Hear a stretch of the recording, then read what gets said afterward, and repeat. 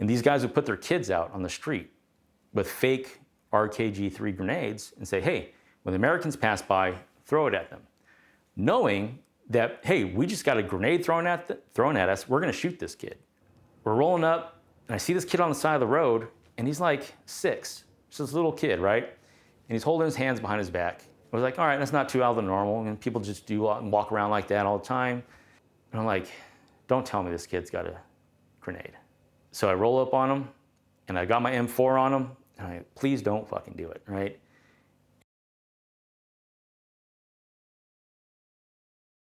So my name's Daniel Perez. I served in the Army National Guard here in California, and I served from November 2007 to 2014. I got out as a E4.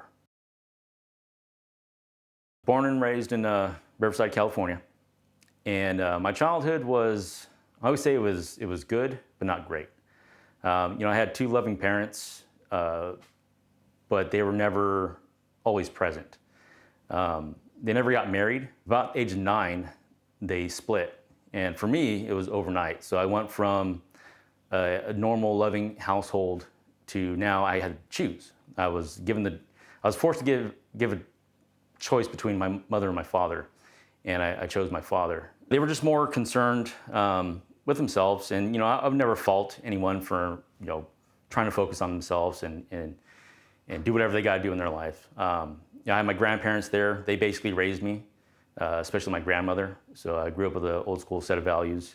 I was taught to fend for myself, which kind of led me to feel, alone, independent. So it started causing issues more and more with school and stuff like that. Even before then, like I was a problem child.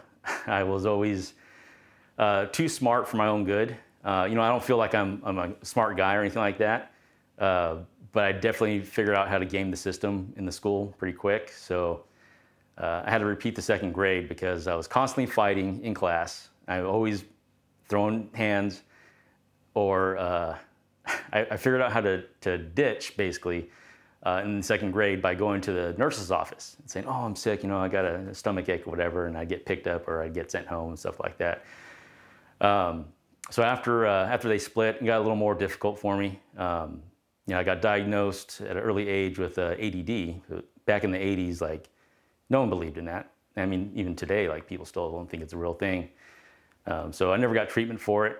When that related to school, it was, Daniel's really good at all these subjects. He aces the test and stuff like that, but he's so hard to like sit down and actually teach them.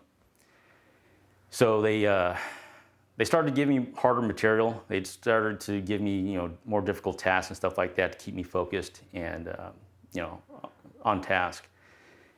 And it worked for a while, but as I got closer to ending my elementary school times, it really wasn't working anymore. I was, in baseball, doing things like that. I was in band. Anything to keep me occupied, they were throwing at me. But once everything was split, it just became more difficult for me to really care about anything. Feeling alone, feeling isolated, didn't really fit in with my classmates because I was able to understand subjects pretty quick. I felt sort of outcast, almost like, I'm a nerd and all these guys, all my friends are the cool guys.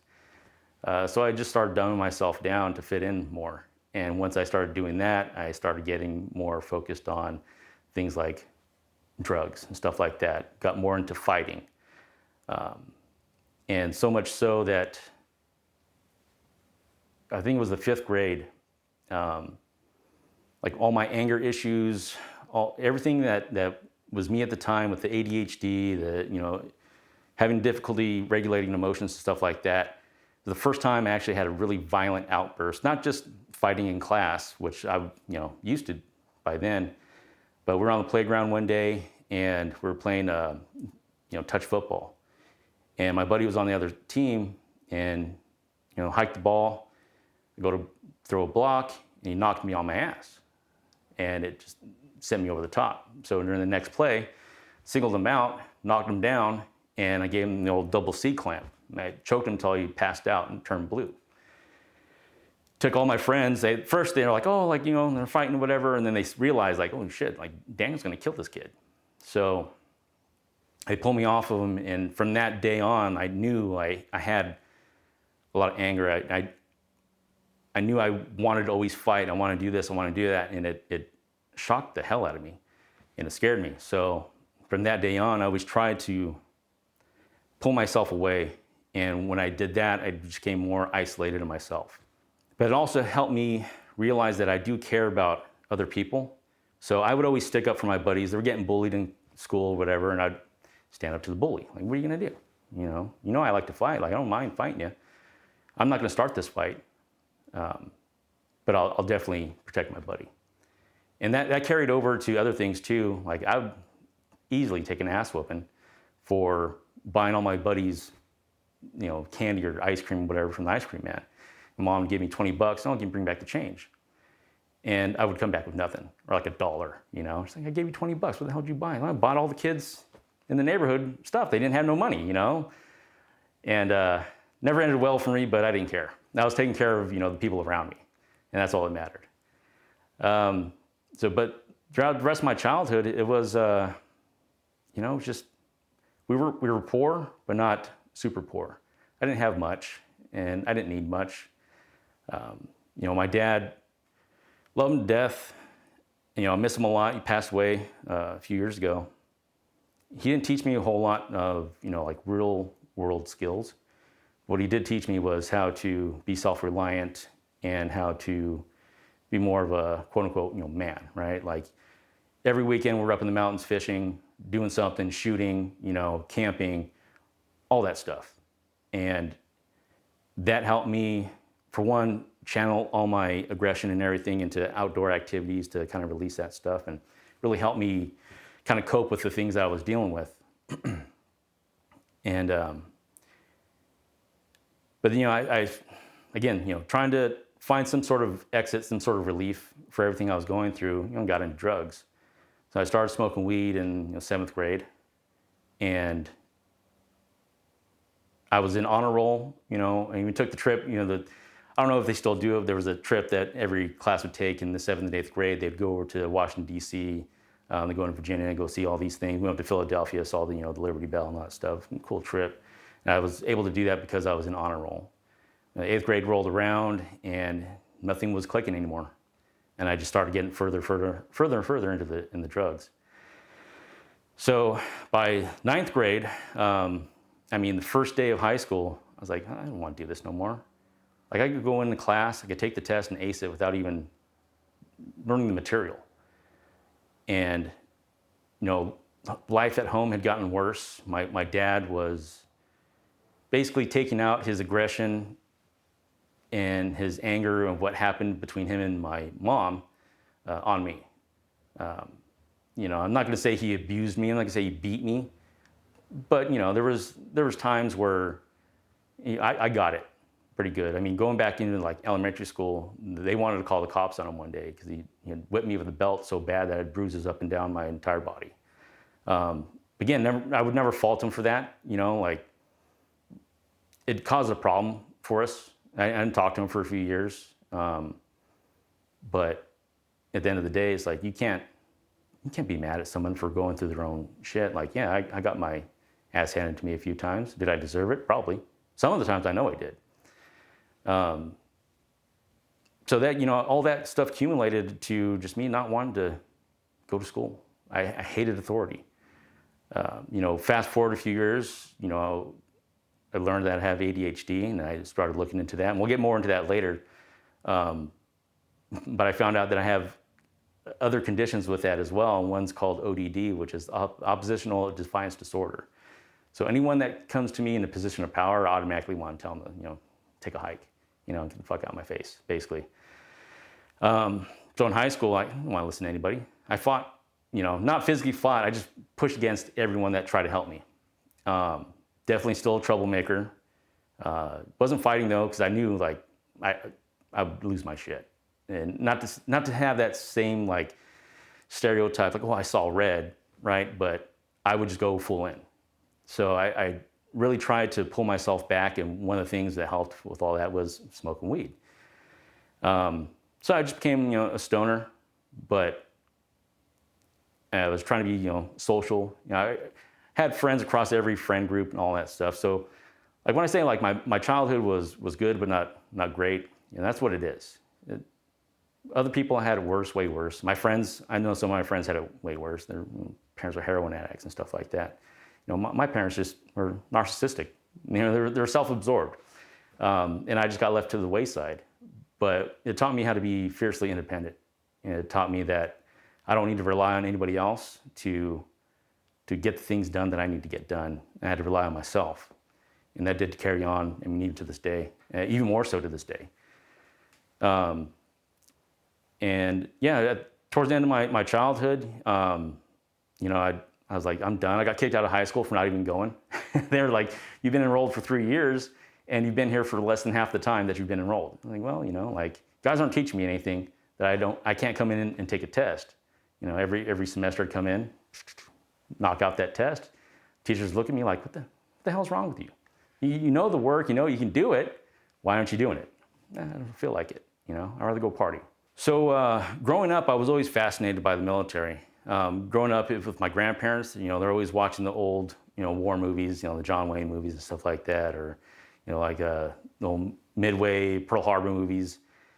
And I had a lot of relatives that had served in various conflicts, going all the way back to World War II.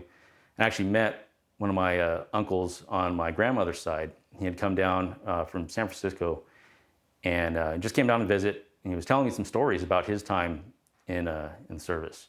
He was in the Navy and he served in the Pacific. And he told me this one story that I will remember to this day, and I'll never forget it because it's just crazy what happened to him. So they were out in the Pacific. His ship got torpedoed by a Japanese submarine and sunk. And they were out there on their own for about a week or so. And he told me that, all they could do was grab onto something, anything that floated. And every single night, he would hear his buddies getting eaten by sharks or drowning, right? And they just get tired and they go under. And every morning, they'd, sun come up and they would look around like, who did we lose? And what I got out of that, for one, that's a crazy story. Like, how did you even, go through that? But on the backside, how did you become like this nice, jovial guy? Like, he got into woodworking and like, he was just super cool, easygoing guy. So seeing that and having that so close to my family, I was like, yeah, that's awesome, man. Like, I would love to do that. But what really got me dedicated and motivated to go into service was, shortly after the invasion of Iraq, there was this guy going around sniping everybody, and he went by Juba. And I would see these videos on the internet and just compilations of all his shots, and it just pissed me the fuck off. Like, I'd watch these guys get dropped, and I'm like, that's fellow American. I'm fiercely patriotic. I love my country, and I love everyone within it. And that just stirred in my gut. I wasn't ready to join. Mindset, I was still partying, still doing all that stuff. But shortly after that, maybe in a year and a half, 2 years after, I said, fuck it, I'm gonna do it. My life wasn't what I wanted it to be anymore. I was burnt out on everything I was doing. I was too far into, doing drugs, selling drugs, living that lifestyle, and it just wasn't working for me anymore. People started dying, people started going to jail, prison, friends showing their true colors, that they're really not friends, they're just there because they want your drugs, And these are people that I've known for, years. So it came to a point where, like, you know what? Look, I'm not getting any younger. I'm already 25 by this time. So I decided, now's the time. And before that, prior to that, I was thinking about joining. I really wanted to. Like I said, it's just the mindset wasn't there. A few years prior to that, I was like, I'm gonna join the Marine Corps. Like, I love what they do. I love that, aggressiveness, that it really spoke to me, because being an aggressive person, like, I'm highly competitive. I want to win at everything. I want to, overwhelm my opponent with as much force as I can. And the Marine Corps fits perfectly. But, I got a job around the same time.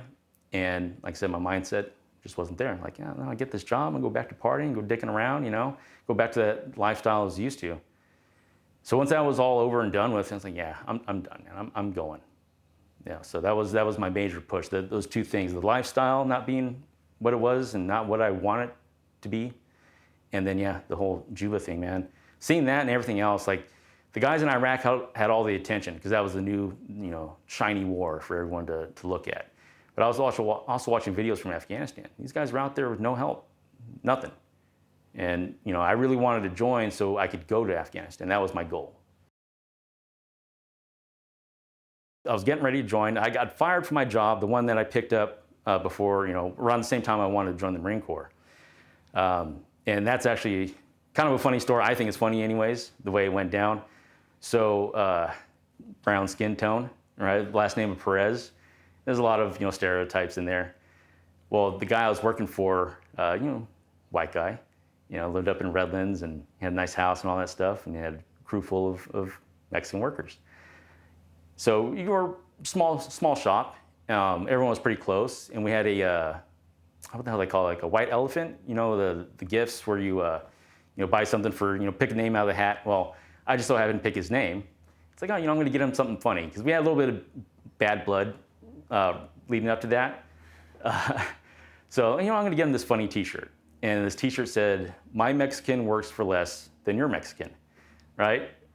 And have a little sombrero on it and a couple of maracas on it. I think like it's a joke, Well, I wrapped it up, and even the wrapping paper was like a joke. It said, what did it say on it? It's a thought that counts, So I was like, hell yeah, he's gonna love this thing, Because we've always joked like that before. Well, one of my buddies knew what I'd got him, and he had told our manager, and our manager flipped out, and he went and told the boss. And I don't know exactly what he told him or how it went down. But they're like, hey, Danny, we're having a potluck, a Christmas thing. And they're like, oh, Danny, can you go grab some liquor? I'm like, hell yeah, go grab some liquor. I run down to the liquor store, grab some fucking booze, and I come back, and they're like, hey, that gift you gave Eric, man, we had to get rid of it. What are you talking about? Like, oh, that's not appropriate. That's not screw you guys. And, I left the liquor, and I took off. So that was right before Christmas. We had a few days off. I came back from our Christmas break, open up the shop, do all that stuff, get all the trucks pulled out, get everything ready. Manager comes in and says, hey, I need to talk to you. All right, yeah, what's up? And I see my buddy walk in. He's like an assistant manager. I'm like, am I getting fired? Yeah, man, we got to let you go. And they blamed it on my work performance and all that crap, right? So whatever, man. Let's go back to what we were talking about. So in that time between me getting let go and me joining, I burnt out on that lifestyle. I went to go live with my mom just for a little bit because I was basically homeless. Like I lived out of my truck for about 8 months. Didn't have a roof over my head, nothing like that. And I was like, all right, this is it. And I decided, you know what? I'm a little too old for the Marine Corps. I'll probably get broken, and I won't be able to do jack after that. So let me look at the Army. And I was, all right, Army sounds like a good fit. I'm gonna do 20 years. I'm gonna make a career out of this. I want to drastically change my life. I want structure. I want, everything that comes with the good side of being in the service, having that kind of, dedication and, pride in yourself. So I said, hey, I'm joining the Army. I'm taking off. And my parents never wanted me to do anything like that. It'd been in conversations before, and like, oh, no. You're too smart. You need to go do these other things, right? Like they tried to make me go to college right after I got my GED. And I just spent 3 years ditching. Like, why am I gonna go to college, right? So I was like, no, I'm gonna go. Well, that wasn't fitting her because, like I said, they wanted me to do what they had planned for me. And me being, the asshole that I am, like, no, I'm gonna do my own thing, right? That goes back to that ODD thing. You're gonna tell me what to do. Well, I'm gonna do my own thing. Well, she ended up making a story up, and her and my stepdad at the time were going through a rough patch. And she said, oh, your stepdad came, and I told him I want a divorce, and he got real angry and violent. And she brought out his pistol. He had a Beretta 92. And she said, oh, I'm super scared. Can you take this thing apart? I don't want him to have easy access to it, like shoot me up and shoot up the kids. 3 siblings. I'm like, yeah, for sure. Like, I totally gonna believe her. Why not? So I, disassembled the Beretta, and I put it back in his drawer, and it's like, all right, I gotta make a decision to make. Yeah, I got bad blood with my mom. I got bad blood with my dad. I got, my family really, we're close, but we're not super close. Like, again, I'm solo in my life, really. But I love them all to death. I would do anything to protect them. Like, all right, well, I got a decision to make, man. What am I gonna do? What are my options here? Well, I can go to the National Guard. I can still be home, and I can still serve. So I give back something to my community. I give back to my country. More importantly, my countrymen, right? Because that's what I really wanted to do, was help protect those others. And because I had nothing really going on for myself, if I had to give my life for another American to come home to see their family, to be with their family, then by all means. So the Guard was the only real option I had in my mind at the time. So like, well, look, I'm trying to make a compromise here. You know what I'm gonna do, and I'm gonna do my own thing. But at the same time, I wanna make sure that you're okay. So, all right, go down the recruiter. And he's like, hell yeah, man. This is in the middle of the push, right? The big push into Iraq. So they're taking everybody. Oh yeah, come on down, Talks me up, we do the pre-ASVAB, scored like a 74. It's like, dude, like, I want you. Like, we want to get you in the Guard. I'm like, all right, cool. Like, I'm going anyways. Like, you ain't gotta blow smoke up my ass. So, get everything set, get ready to go, heading down to MEPS, going from Riverside down to San Diego. And along the way, he said, hey man, guess what? Like, what? You're going to Iraq as soon as you get home. I'm like, really? He's like, yeah, man, your unit's leaving like 2 months after you get back. I'm like, there's no way. He's like, yeah, pretty much, man. Like, depending on when you go, like how you set everything up, you might have 4 months, you might have 6 months, but more likely you're gonna have around 4 to 2 months. Like, well, that plan didn't work out. I'm not gonna be home now. I'm gonna be gone. I'm going straight to Iraq. Like, whatever. Parents not gonna like it. Everything should be good. Stepdad really wasn't a violent guy. I knew there was a little bit of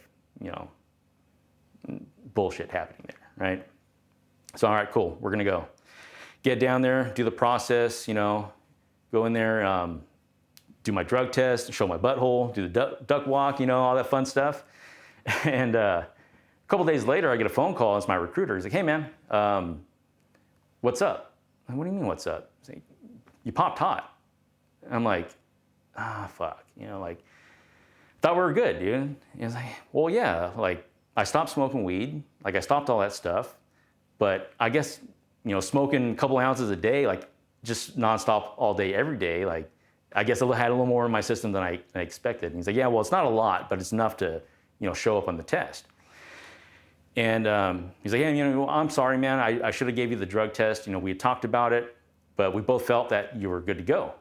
So yeah, no, I'm sorry for, like not pushing for that myself, He's like, well, what do you want to do? I was like, well, I still want to serve, man. Like, this is something I really want to do. Like, I'm dedicated to this.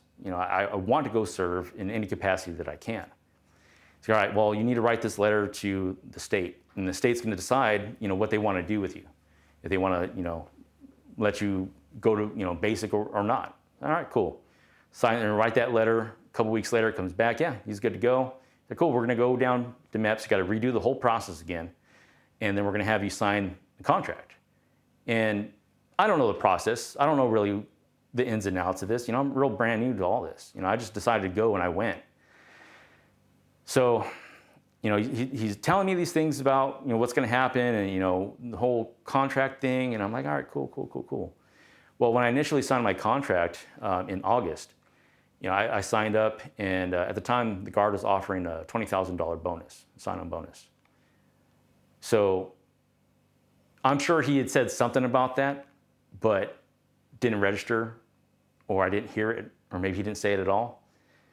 But apparently I was already in the military when I raised my hand and finished the MEPS process, I was already considered part of the Army. So when I popped hot, I got discharged. I didn't know any of that. That's something he didn't really explain to me at all. He just wanted to get, that recruiting number. And, I say that not really knowing what his motivation was. I don't really know if that was the case, but, in hindsight, it looks like, I got to get this guy in to get, some more numbers, right? Fast forward 5 years, and I get a letter in the mail saying, hey, you owe us $20,000 plus interest. And the interest starts now. Yeah, interest. Wow. On $20,000. So I did the calculation, it was going to be like $32,000 in total. So I'm paying the government for my bonus, not just paying it back. That was right before I went to Afghanistan. And while I was in Afghanistan, they weren't supposed to be taking money out because I'm in a combat zone. But they were taking about $2,000 out of my paycheck. So they wanted it back because they said I got it erroneously. They said because you were discharged, you weren't no longer eligible to receive a bonus, which I didn't know. So when I got that bonus at the end of basic training, I thought we were on the up and up. I thought everything was good. That's what I really wasn't expecting it. Like, oh man, there it is. Cool. Threw that money in the bank, sat on it for the longest time, didn't really think about it. And then, just used it over the years. But yeah, man, I got hit with a recoupment for $20,000. And come to find out what the whole thing was about was a master sergeant here in California. She was in charge of all the bonuses, stuff like that, for all the National Guard guys and whatnot. Well, she ended up embezzling somewhere in the ballpark of $25 million, from what I remember. And somehow I got caught up in that. I don't know if my initial packet came across, my contract, and she signed it off and was like, hey, you're good to go. Because I had two that were back to back, right? The first one in August and the second one in November. So I don't know what happened there. All I know is that it's 5 years later. I'm 1 year out from the end of my contract because I signed 6 years. And now I got to pay back $20,000. That's how it goes, right? We all know what recruiters are up to sometimes, they tell you, you get any duty station you want, and you get some shithole out in the middle of nowhere, right? Funny enough, I did get to pick my job, and I wanted to go infantry. And I actually told the recruiter this because he said, hey man, you sure you want to go infantry? Because your ASVAB and your GT score is high enough. You can go officer. You can do anything else other than this. You got pretty much open book to you. Why do you want to go infantry? It's like, look, man, this is my first, 6 years in the military. I'm planning to do 20. I plan to go active once this 6 years is up. And I want to do it right. The push was happening, seeing all this crap going on, IEDs everywhere, Juba sniper happening, all the militias going at it. And, that's just Iraq. You got Afghanistan too. Those guys are, they got left with the ass hanging out in the breeze. Yeah, man, I want to go there and I want to fight. I want to take it to the enemy. And that goes all the way back to, my early childhood of having that aggression, being competitive and wanting to win and take everything I can by force. It was that violent, aggressive nature that I had. When I got to basic, I waited until I turned 26. So when I signed my contract, I was at the tail end of 25, and then you had Christmas exodus coming up.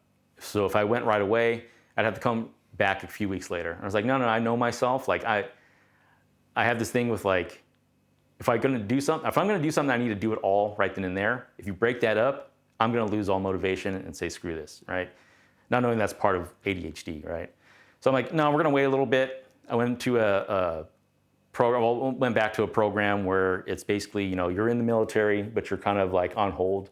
So they have you go down once or twice a month, do some PT, you do some stuff with National Guard drill sergeants and stuff like that. I did that for a little bit. Then I went over to Fort Benning, and I got there somewhere around January-ish, right after Christmas Exodus. So 26 now, considered old, right? Especially for the infantry. I get there in reception for a couple of weeks, and I'm like, man, this is fucking purgatory, dude. This sucks. What the hell did I do? I started questioning myself immediately. Oh man, what the hell did I get myself into? Did I really want to do this? You know what? No, I do, man. I do. So get through, get through the whole reception thing, which was pretty chill, you know, a bunch of dumb stuff. But get to my unit, we do, the shark attack, right? Get there off the cattle cart, and got your rucksack, or not your rucksack, your duffel bag over your head, and you're like running you around, doing all this. And I'm like, you know what? I'm not gonna. I know I have a problem with authority, but I'm here to do something. I'm just gonna suck it up. Right? I'm not gonna say crap. I'm gonna be the gray man. I don't want to get pointed, fingers pointed at me like, hey, like, get Perez. Like Perez did this, Perez did that. No. I don't want none of that, man. I just want to go through this. I want to get to my unit. I want to do my thing.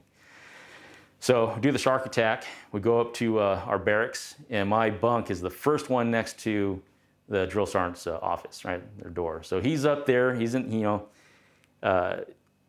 in the center, and he's got us in the front leaning rest. We had the old school 2-quart canteens, right?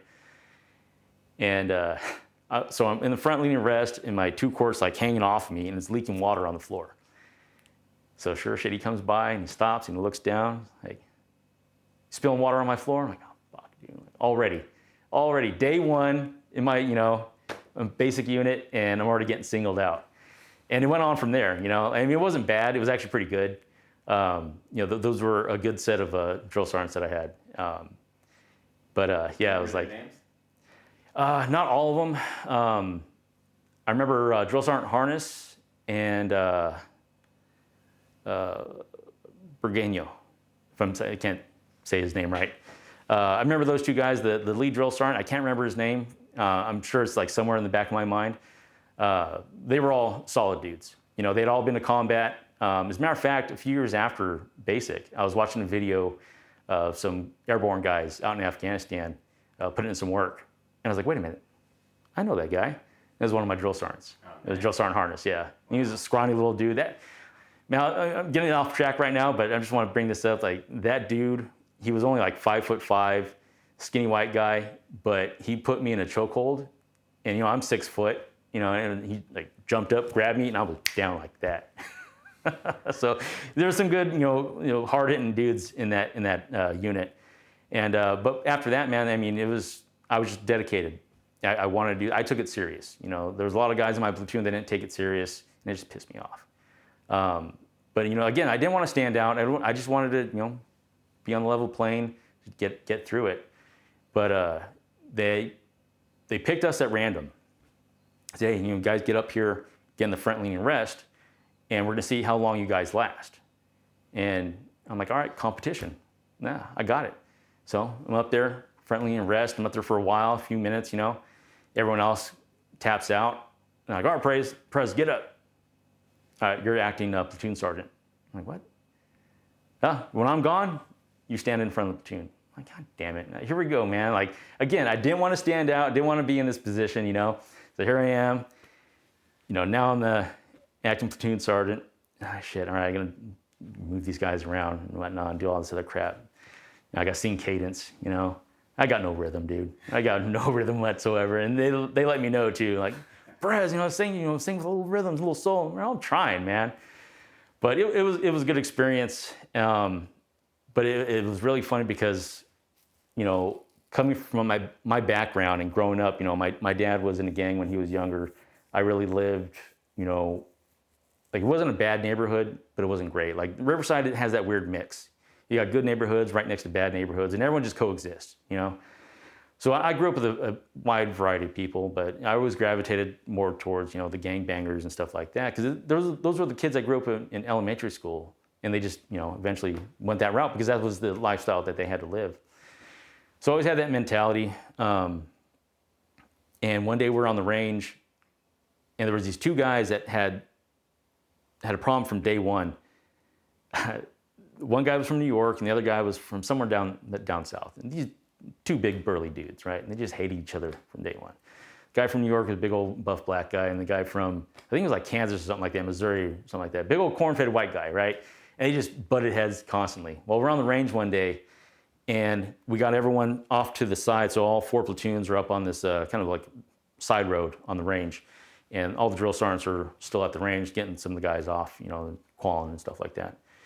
And these guys start going at it again. Like, oh, what the fuck, man? Like, Like, I'm up here, I'm in charge of all you guys. You guys can be dicking around. I'm gonna get smoked, not you guys, right? Because I'm not doing my job. I was like, you need to settle this, then go settle it. Like, tree line's right there. Go handle your business. And I remember when I did that, they walked off and they fought. They were throwing punches, they were doing other things, they were getting another aggression out, with each other. And a couple of other acting platoon sergeants come walking up and they're, hey man, like, what's going on over here? And what are you doing? I'm like, I'm fixing a problem. Like, I don't need this shit, And like, oh really? Like, they can't be fighting? Like, yeah, go stand back over there. Get the fuck out of my platoon. Go stand over there and shut the fuck up, right? So they do their thing. After that, for the rest of the cycle, they were cool. They actually became friends, But rest of basic training was pretty chill,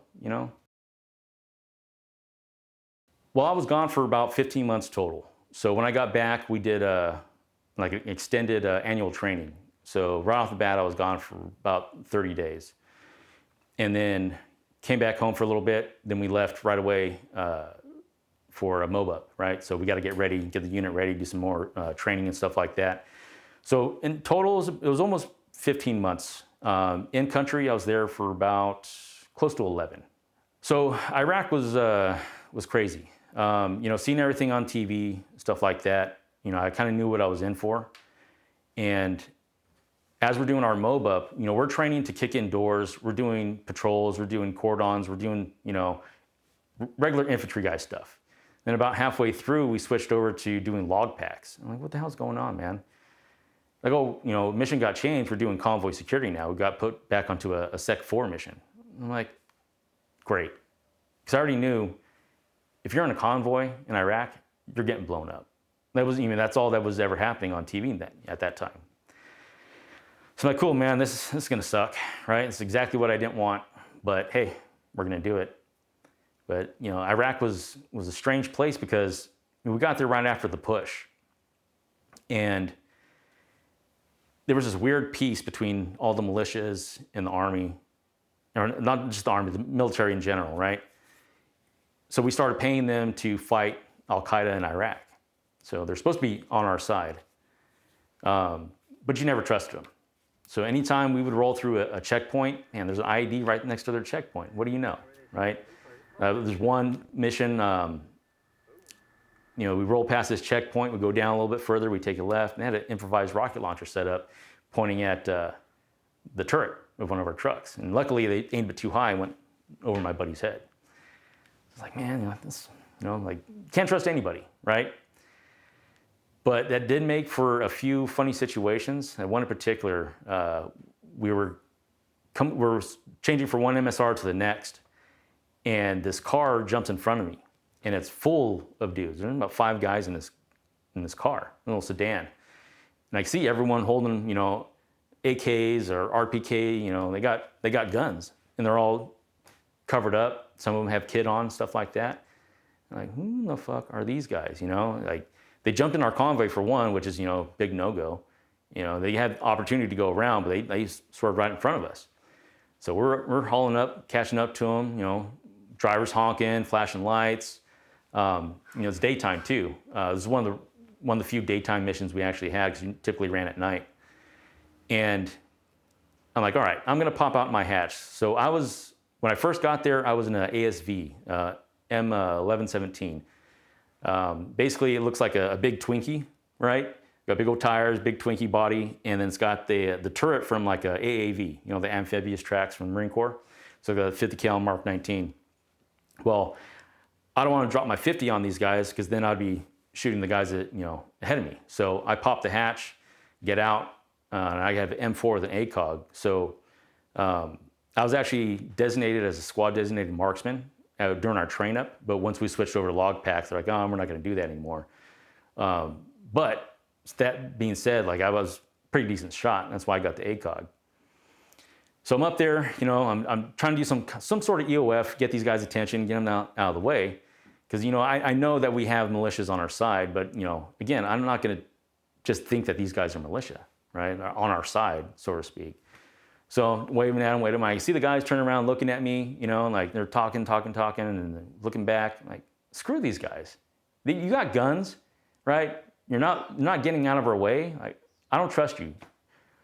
So, put my rifle on him, square up on my ACOG, and I'm getting ready to shoot, and you see him start to panic a little bit. And I see him scrambling around for something, like, oh, I'm gonna kill every one of these motherfuckers right now. I'm gonna headshot all these assholes, you know? Or at least one of them, get them off the road, right? So I'm getting ready, and like, you know, trying to stabilize. So we're moving at like 40 miles an hour, you know? And all of a sudden I just see a bunch of arms stick out the windows. Like everyone stuck their arms out the windows, and they're holding PT belts. Yeah, so they had PT belts. I don't know, military gave them PT belts for some reason, right? But they had them, and as soon as they did that, I started cracking up, you know, because it's like so scared that you're gonna, you know, hey, we're on your side with a PT belt. So I guess they do save your lives, you know. Like they always say, oh, wear your PT belt, you know, make sure you're safe. So yeah, we all saw that. We started busting up, and yeah, they got off the road. They got the message, you know, get the fuck out of the way. But just that whole country, man, was crazy. You know, my first mission, hearing all the intel before the mission, and knowing what I've seen on TV, like I knew something was going to happen, right? In that first mission out the gate, I had to come to terms with, like, you know, I'm probably going to die. You know, I've seen all these IEDs going off, and the big threat at the time was EFPs, and man, those things were fucking scary.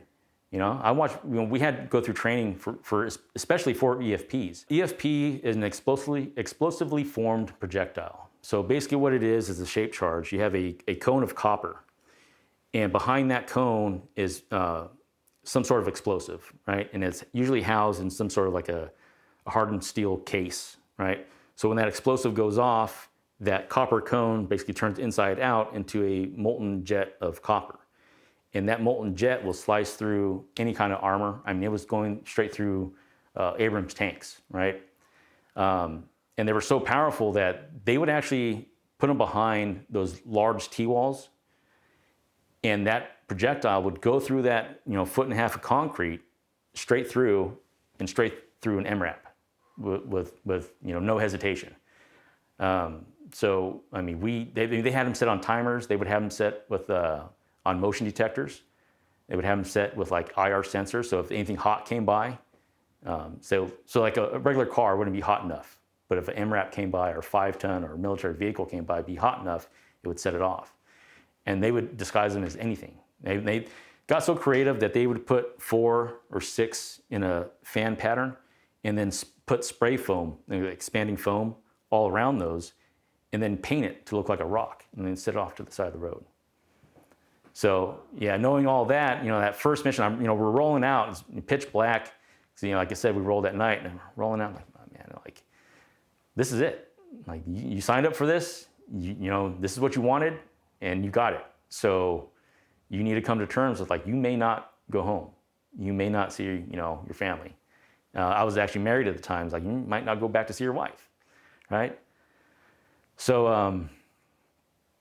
I mean, that just kind of opened my eyes to like everything else around me. Like, you know, I lived in this little bubble of my own life, my own, you know, set of bullshit. And now I'm here, and I'm going out this wire, you know, I'm going outside the safe zone.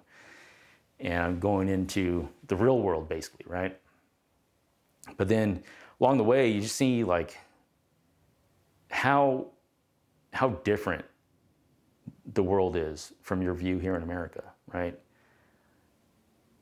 Like, I'm watching these people live their life in a war zone, and they're getting blown up right alongside with us. You know, and there's all kinds of civilian casualties that were running over IEDs, you know, and every form of way to set up an IED, you know, pressure plates.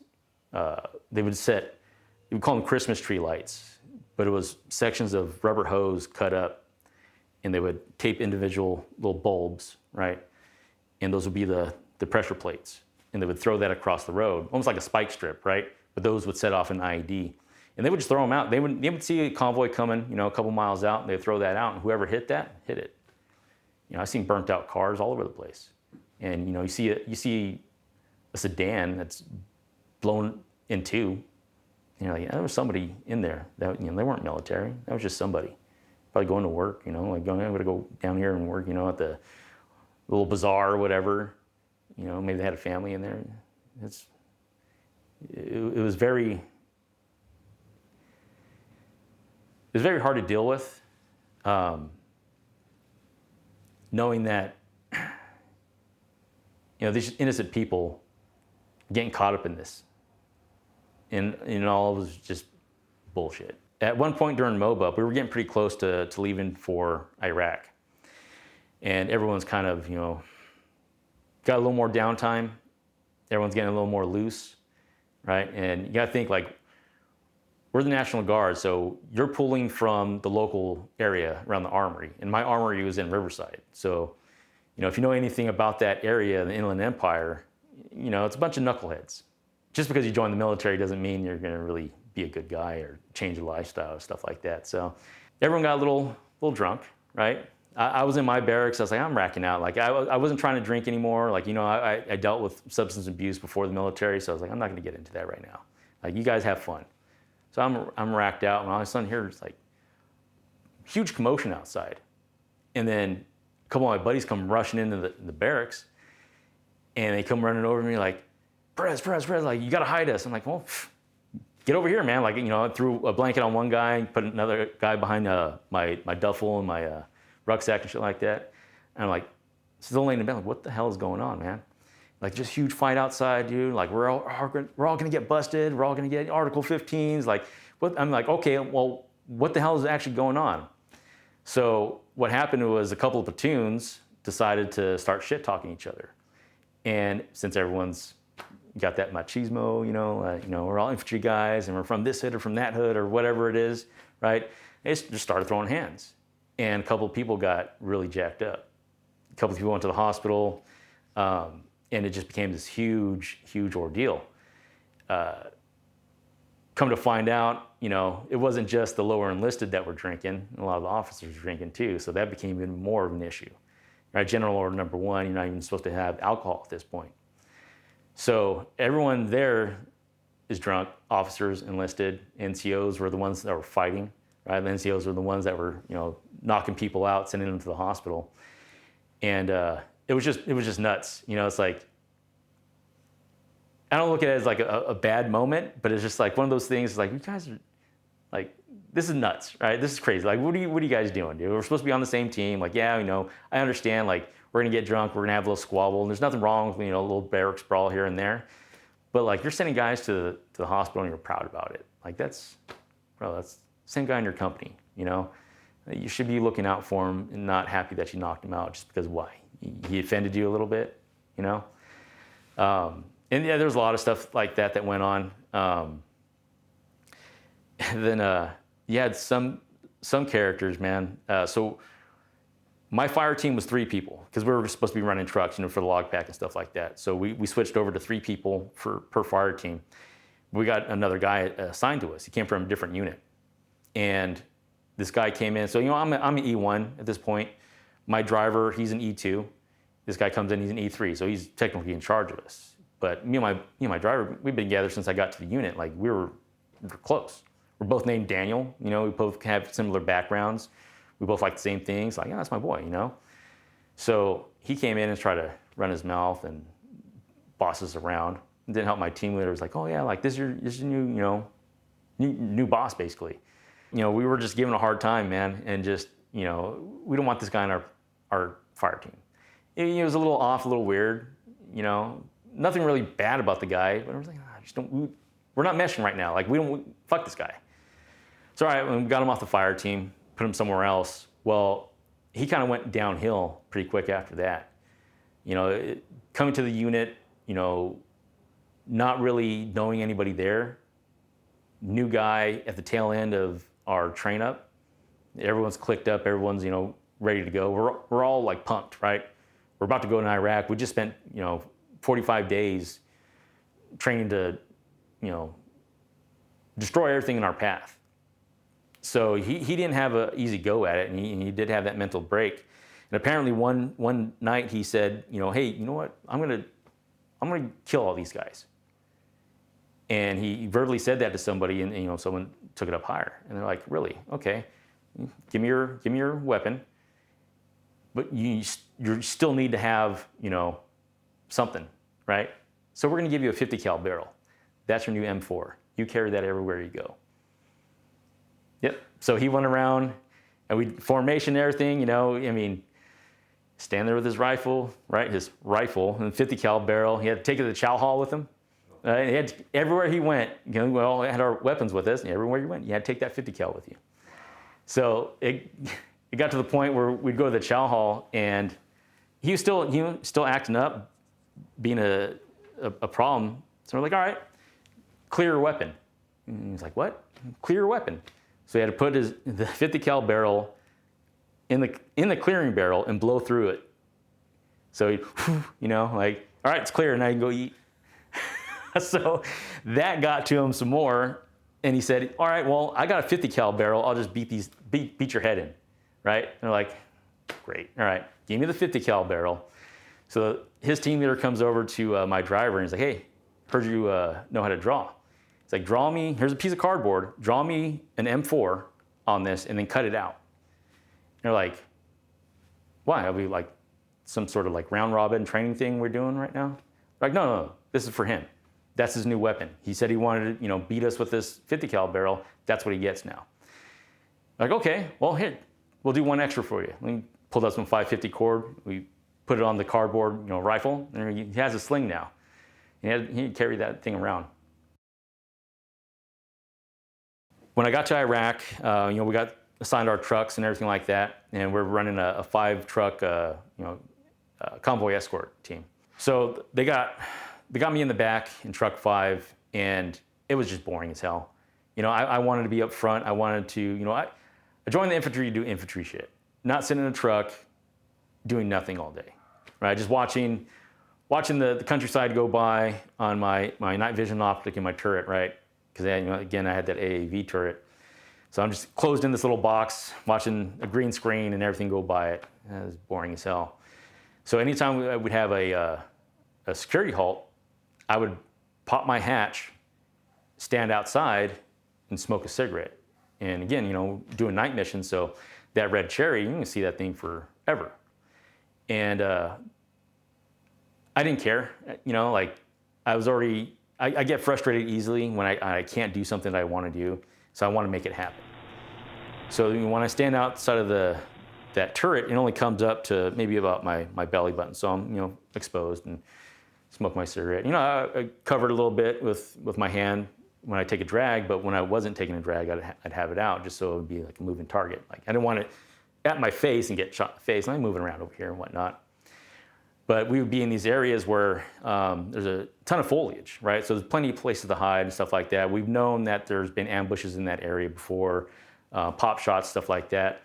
I'm like, yeah, man, like, see something, you know? Like if I gotta take a shot, you know, or get shot at for me to take a shot at somebody else, yeah, I'll do it, right? And one night, another convoy is coming by, and we do our mission, we go back, find out that was my buddy's convoy in our second section. And he's like, hey, man, we passed you. There was some guy smoking a cigarette. They're like, was that you? I was like, yeah, that was me. They're like, are you fucking crazy? I was like, yeah, maybe a little bit, but you know, I was bored, man. Getting stuck in the back. Like, I got to do something to entertain myself.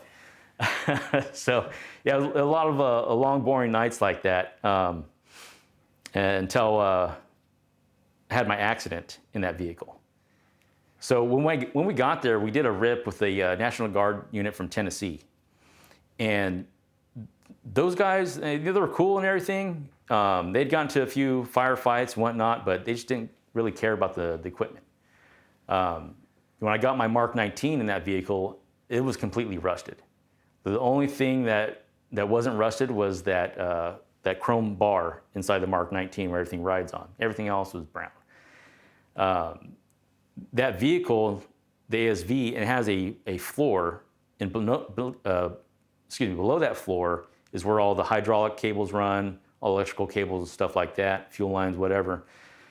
Well, that compartment will fill up with water, hydraulic fluid, dirt, all this stuff. So during your usual maintenance, you would take those panels off, pull all that crap out of there, clean everything up so nothing was rubbing against each other, right? Because you had lines, and you press on the brake, and the line would move back and forth with just the pressure, all that stuff. Well, what happened was, over time, a pinhole had developed in one of those brake lines. So our convoy never, like our entire unit, we never went the 25-mile-an-hour speed limit, right? They said, oh, you got to go 25 miles an hour for safety, yada, yada, yada. Well, our way of thinking, because luckily I had a National Guard unit that actually gave a shit and wanted to do, their job as best as they could. And they understood if we go 25 miles an hour, we're going to get hit. And luckily, my section never got hit. And we just always rolled 55. That was the speed limit because that was the governor on the trucks. So 55 miles an hour everywhere. And I remember one night, I'm off at the 3 o'clock position, and again, countryside's going by, boring night, whatever. I got my driver and my truck commander up front, and those guys would always bicker like a couple of schoolgirls, right? Oh, no, talking about whatever. And I would always, unplug my intercom because I could still hear them through my headset. But I'd unplug the intercom so they weren't right in my ear. And I'm just sitting there, kicking back in my little stool, my little cage right there in the turret, and all of a sudden, start feeling the truck rock back and forth. And in my night vision scope, it's going, ground, black sky, ground, like, what the hell's going on? And I start hearing them yell up front. And I'm like, oh, shit, what the hell's going on? Then it dawned on me, like, we're out of control right now. So I can't see anything else except for my little periscopes at the top. And I'm looking around and I see, checkpoint coming up. So what was happening is that the brakes failed. So my driver was pumping the brakes, but nothing was happening. And we're coming up on a checkpoint and we're going through a serpentine. So what he's doing, he's avoiding all the K-rails, all the concrete barriers, right? So he's going through the serpentine and he's trying to slow down, but we're going from 55 miles an hour into this checkpoint, right? So we're slowing down just naturally just from going back and forth. And then all of a sudden, as he's pumping those brakes, they lock up and we go skidding off to the side. So we skid off into the medium, we skid through a ton of like concertina wire and stuff like that, and he's starting to gain a little bit of control. I want to say about 2 months prior to that, in the same type of vehicle up north, another one of our units, because we went as the full brigade, right? So another one of our units went up there to the north. They had a rollover in the same vehicle. The gunner died. You got 2 cans of 50 cal sitting right next to your head, and the only thing that keeps them there is a small piece of metal about this big. It's on a bolt, right? And those bolts come loose and that thing falls down. There's nothing holding that 50 cal back. So he took a hit to the head and died. So knowing that, it's like, all right, well, we're gonna roll over because this vehicle's out of control. So I braced for a rollover, put my hands on the top of the turret. In the center of the little cage, like call it a bird cage, in the center there's a box, and it houses all the hydraulics, right, for the turret to move. So I put my feet up on that box and I lock my knees into the cage, right? So I'm bracing. I don't want to die, right? So I'm bracing for this rollover, and mind you, I can't see what's happening. I don't know where we're going. I don't know what's going on. Talked to my driver later. He's like, I had a choice, Perez. There was a wadi that I could drive into, but I knew we were going to roll over. And he's like, I didn't want to kill you. My only other option was to hit this MRAP coming off a side road head on. So that's what I did. And I was like, well, I can't be mad at that, But when we hit them, we were doing somewhere between anywhere from 20 to 30 miles an hour-ish, right? I mean, we're still traveling at a good rate of speed. Because like I said, we were sliding. There was no traction whatsoever. And we hit, and my entire left side of my body, took that impact. So my femur got pushed into my hip, my shoulder, or my arm got pushed into my shoulder, and I smacked the side of my head on the lip of the turret, and it rung my bell. But of course, you just had an accident, shit happened, you got to pull security, pop the hatch, get out. And we haven't gone over this yet. It's just kind of like a side story. But the guys that we hit, we actually had an encounter with them before. So when I got out of that turret, those guys get out of their MRAP and they're mad, they're furious. And it got to the point where their NCOIC grabbed his M4 and he was getting ready to start shooting at us. That's how mad he was. this guy had an ego problem anyways. Like the incident before that, I'll get to. He caused it, and I just thought he was big shit. So there I am, bells ringing, and drivers, asking me, Perez, you okay? I'm like, I'm fine, man, I'm fine. My body's hurting. I'm able to move, so yeah, whatever, I'm fine. And I just remembered, I'm like looking at this guy. I got my M4. I'm like, I'm gonna have to shoot this motherfucker. Like, I don't want to, this is another American. Like, why are we fighting? Yeah, I know we got bad blood from previous incident, but like, this was an accident. Like, we didn't just drive off the road and hit you guys because like, oh, hey, there's those assholes over there. Let's go, wreck their day. But yeah, after that vehicle went down because, even though we hit him at an angle where it really didn't mess up either vehicle. Like, it sheared off our headlights. It dug into the ceramic armor on our vehicle. So it was a couple like big gouges. Like, if you ever see the picture, it doesn't look like much, but if you understand like what that composite armor is made out of, like that's pretty bad damage. I've seen it take a 7.62 by 54 rounds and barely leave a mark. So we hit him pretty good. And after that, I switched over. So I was kind of floating around. Since our vehicle was down, I would jump around to other vehicles. So yeah, those guys that we hit that night, like I was saying, we had that incident with them before, and it was fairly recent, but we were on a mission. We're going down south, and we had a security halt, and all of a sudden we see these vehicles rolling up.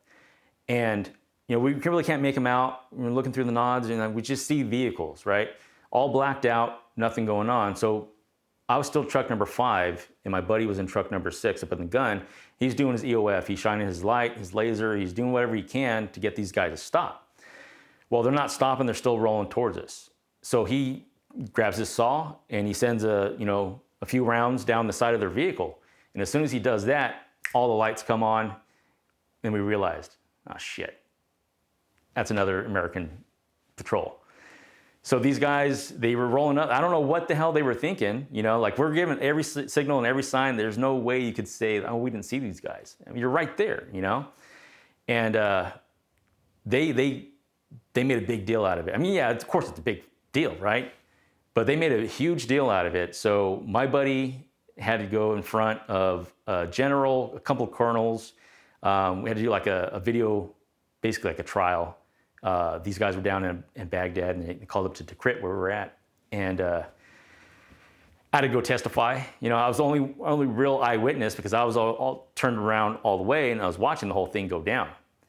And I'm like, oh man, like, you're screwed, Like, our brigade commander, he already told us, like, when we got there, he's like, you fuck up, I'm gonna hang you guys. If you shoot somebody you're not supposed to shoot, I'm gonna hang you. He's like, I'll put you in Iraqi prison. I'm like, well, great, thanks for the pep talk. Like, cool. So we're sweating bullets. I'm sweating bullets for him. I'm like, damn, dude, that sucks, dude. Like, these guys, they caused this incident. Yeah, so when we actually hit those guys, and they got out, it took them a second, right? So when we all started getting out, like, everyone started getting out of their vehicles, started pulling a security perimeter, they started looking around, and they're like, you motherfuckers, you're the ones that shot at us. And we're like, hey, all you had to do was turn your lights on.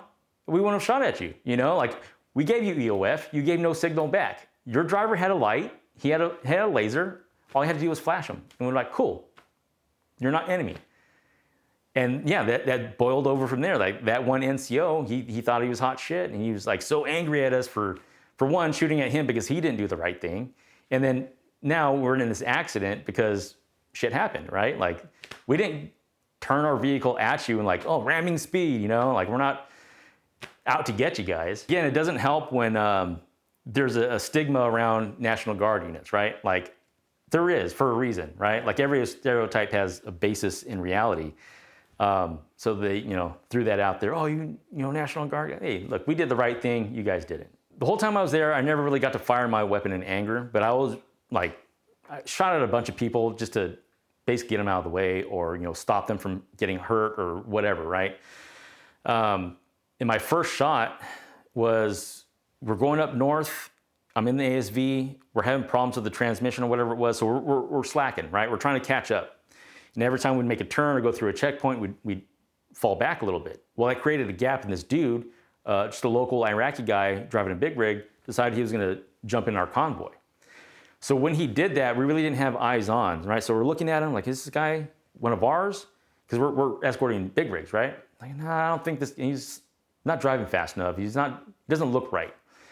So we started doing EOF, right? Driver's honking his horn, flashing his lights. I've got my laser and my light. I'm sticking out of the turret by now, like trying to get this guy to get the hell out of the way, right? And he's not moving out of the way. He's right there in the center of the 2 lanes on the highway. And I'm like, you know what? Hey, TC, can I get this guy a warning shot? And he was all happy. He's like, hell yeah, give him a warning shot. I'm like, cool. So I steady myself on top of the turret, and we're doing about maybe 45, 50 miles an hour. We're going 5 miles an hour slower, but it's creating a huge gap, right? So I'm like, all right, I got this. Get up there. And I'm looking, and I can see him in the side view mirror, right? Because, I got the mirror that comes out. So you got this space between the driver and the mirror. And I'm looking at him. I'm like, all right, I don't really want to scare this guy because he's pissing me off, right? I'm getting him the fuck out of my way. And again, there's that aggressive mentality. I don't want to kill the guy. I just want to make him shit his pants a little bit. So I take a shot and I put it between the mirror and his head. Right next to his ear, right? And I had my first 4 rounds were always tracer rounds. So I put one past him and startled him. He kind of shook the truck a little bit. He's like, oh, what the hell's going on? And, all right, give him another one. Cracked it right next to his head again and drove off the road. And this thing, I don't know how he didn't wreck, but we hit the dirt on the side of the road, and that truck was jumping everywhere. And he's like, as we passed him, I could see him like in the truck, like, go, all right? And us being, infantry guys, and the guy was fine. Nothing happened to him, and we were just busting up laughing, dude. There's those little moments over there in those situations where like, that's hilarious. I feel bad about it a little bit, but not really. Pretty early into us being in country, we got intel that because there was this truce between the militia and the military, not everyone in the militia was happy about it. But they couldn't just go like attack Americans for the sake of attacking Americans anymore. They had major repercussions for that. So one of their tactics was to get a kid, give him an RKG-3, which is an anti-tank grenade, right? So when you throw that thing, it has a little parachute that comes out the back, stabilizes it. Again, it's a shaped charge, impacts the side of the vehicle, and goes through the armor. And they were, during that time, those were being used a lot to target the turrets and the gunners up top. So their idea was, because they don't, again, that section of the world, like, unless you've been there, you don't realize how different it is from our Western way of life and their Eastern way of life. The life has less value over there. And these guys would put their kids out on the street with fake RKG-3 grenades and say, hey, when the Americans pass by, throw it at them. Knowing that, hey, we just got a grenade thrown at us, we're gonna shoot this kid, right? Because nobody goes over there wanting to shoot kids unless you're some sort of psycho, right? But I would shoot a kid if he's trying to kill myself or any one of my guys, right? That's a horrible thing to say, but that's the reality of war. Like, I'm not gonna stop just because it's a kid with a gun or a grenade or whatever it is. It's gonna be horrible, but not let my guys die for that. At first I was like, there's no way this is real. There's no way that someone's gonna throw their kid out there as bait. Sure shit, man. We're coming back from a mission. It took a little bit longer than it usually did. We're rolling through daylight again, and I'm pulling rear security at the 6. We're rolling up, and I see this kid on the side of the road, and he's like 6. Just this little kid, right? And he's holding his hands behind his back. I was like, all right, that's not too out of the normal, and people just do and walk around like that all the time. And I'm like, don't tell me this kid's got a grenade. I don't know if it's real. I don't know if it's fake. So I roll up on him, and I got my M4 on him, and I, please don't fucking do it, right? And he doesn't. I'm like, all right, cool. But as we pass, and I see what he's holding behind his back, it's a fake RKG-3. I'm like, there's no way, dude. This is actually real. They're throwing their kids out there as bait to be shot just so they have a reason to attack Americans. And that wasn't the only time that happened. So the second time that happened, this situation is one of the things that really screws with my head, even to this day. Luckily, I made the right decision And I don't want to say like I saved lives or anything like that, but I know I saved at least a couple of guys that I had with me. We got bad intel, and it said, hey, the main MSR is bombed out, right? It's destroyed, so you got to take a detour through this village. We're like, cool, roger that. We're rolling through. I'm somewhere in the middle of the convoy in a Humvee at this point. And as we pull into this village, right, they've got a mural dedicated to like militias, right? And it's all lit up. As we roll in, lights go out on it. I'm like, there's the first sign. All right, cool. Rolling through, women and children, young children, going inside. All the fighting age males are coming outside, right? This is all textbook. Something's gonna go down. They're looking for a fight. So we're rolling through and we're escorting HETs this time. We're escorting a military transport company. And on the back of those trailers, they had MRAPs, Max Pros, pretty tall Vics, right? So we're going through and they get caught on like telephone lines, power lines, something, right? Those go down, get wrapped up in the turret of the MRAP, so we gotta pull a security halt. And we're right in the middle of this village. I got guys up, second story, 3-story buildings, up in parapets, right? I got open field behind me. There's cars running back and forth. I hauling ass, right? I got guys in mopeds moving back and forth. I got, again, fighting age males coming out to the street. And I'm scanning my sectors. I'm taking assess of the situation.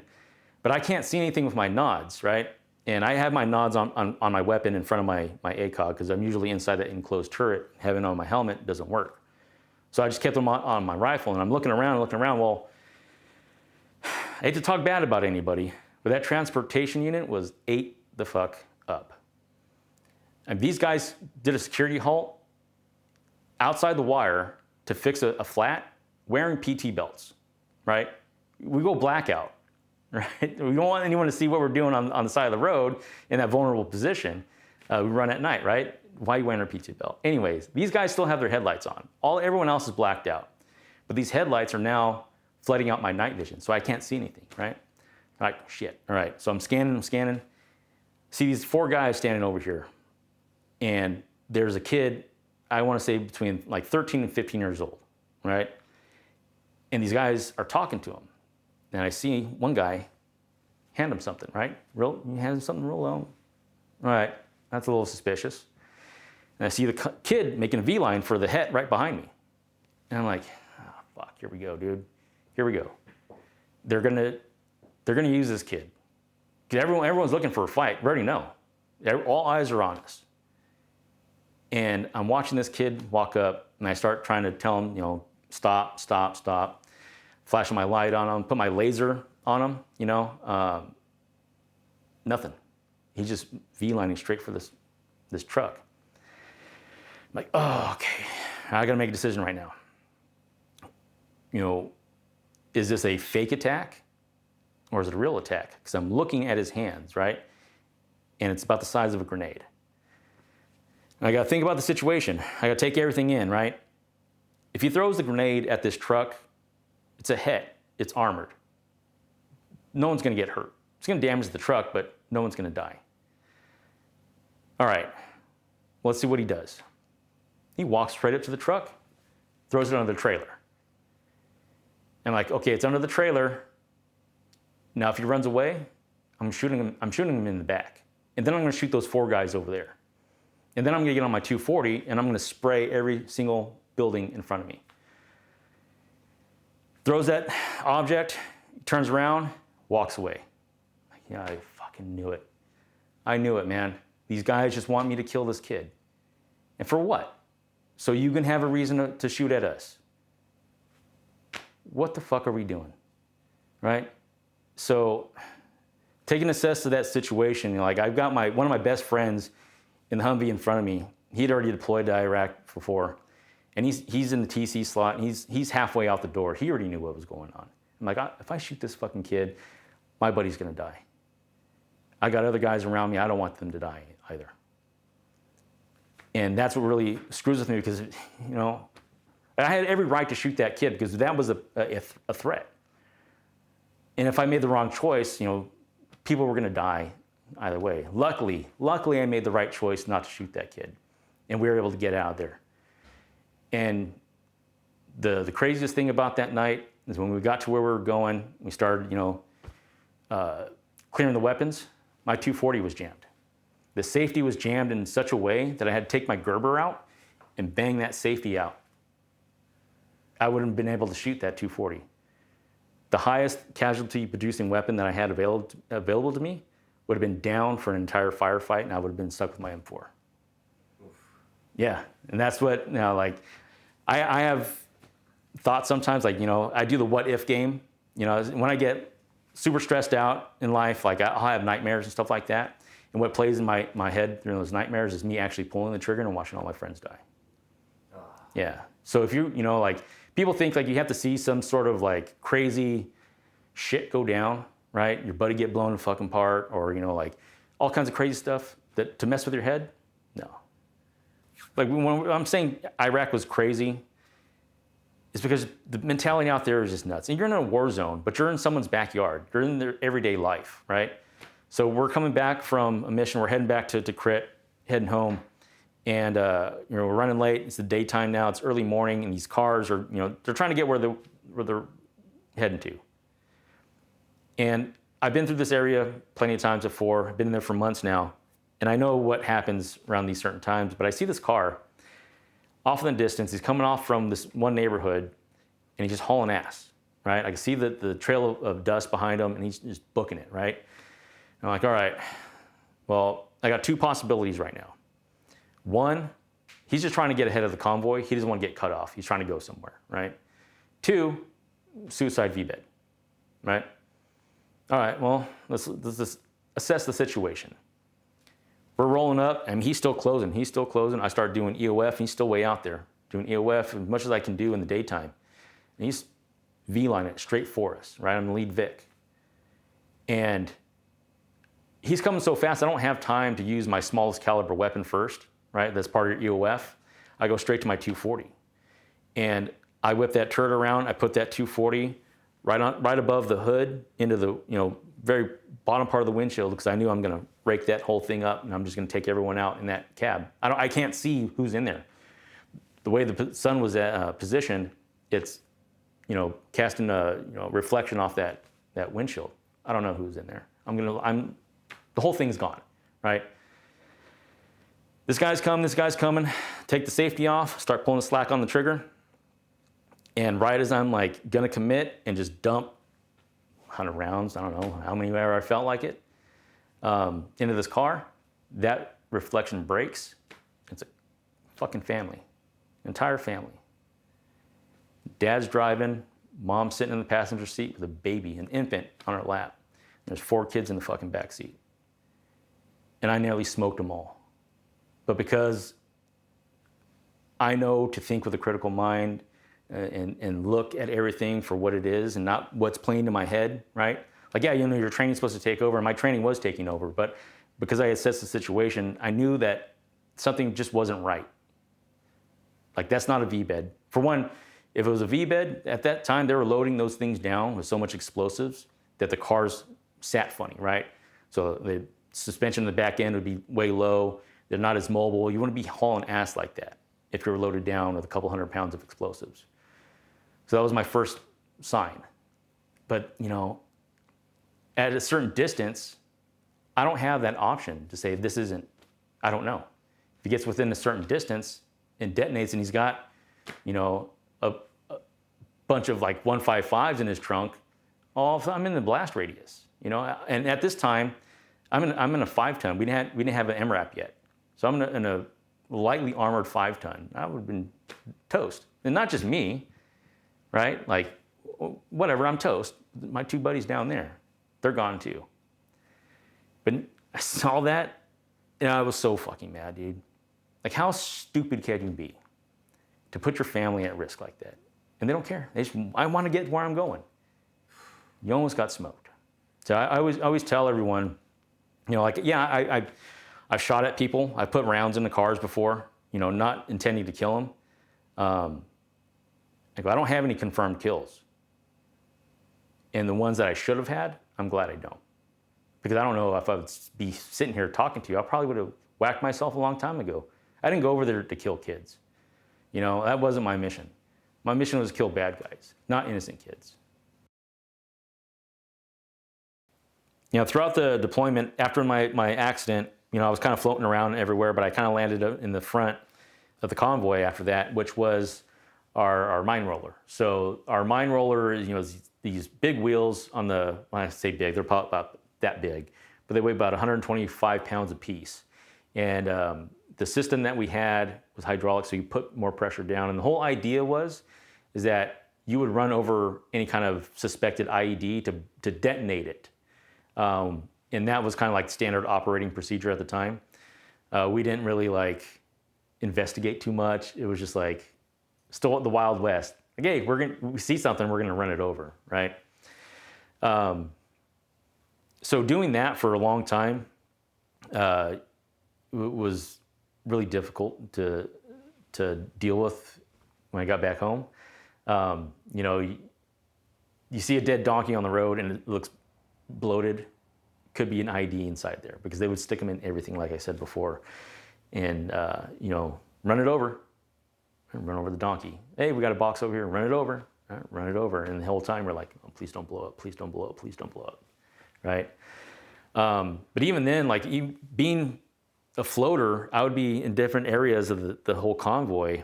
And one particular night, we had this super long mission, everyone's tired, we're with that transportation company again, and we'd roll up to a security halt, which means like a quick stop, right? When their tires got flat or something, they had to fix it.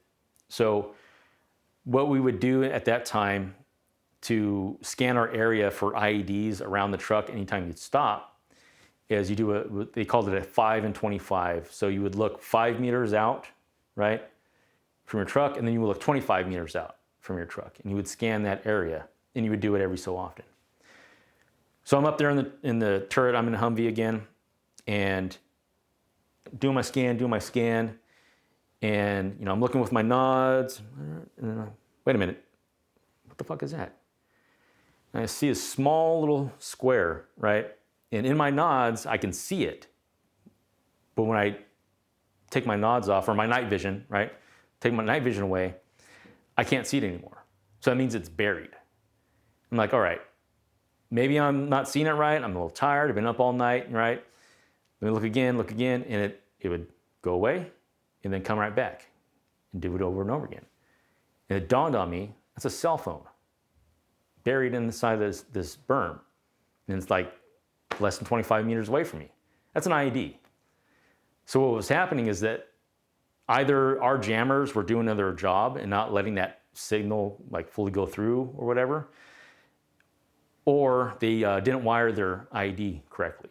So what they would do, and they had, again, all types of different methods, but one of those methods was to attach a cell phone to an IED, and when they would call it, and that call would connect, it would detonate the IED.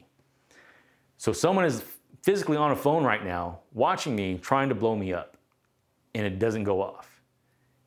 And because I'm, again, 6 foot tall, standing in a Humvee, the turret only goes up to here. And if that's like a artillery shell or, you know, maybe 100 pounds of explosive, I'm gone, right? Well, I tell my TC, hey bro, we got a ID over here. They go, can you confirm it? I'm like, well, it's buried, but I can see this cell phone screen. Like, it's not glint tape that fell off of, you know, reflective tape that fell off a truck. You know, it's very specific and it's not going anywhere. There's no wind, there's no nothing. Like, it's flashing because it's getting a phone call. And he didn't want to call it up. He said, yeah, well, we've been on the road too long, man. I don't want to wait for EOD. We've been on the road for like 12 hours.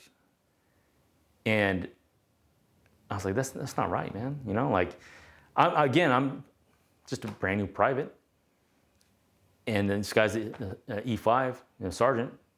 I'm like, what am I going to do, you know? So I'm like, all right, well, I mean, it's not going off, so we're safe. I can't fully confirm it. So that was kind of my like, all right, you know, like, maybe it's not.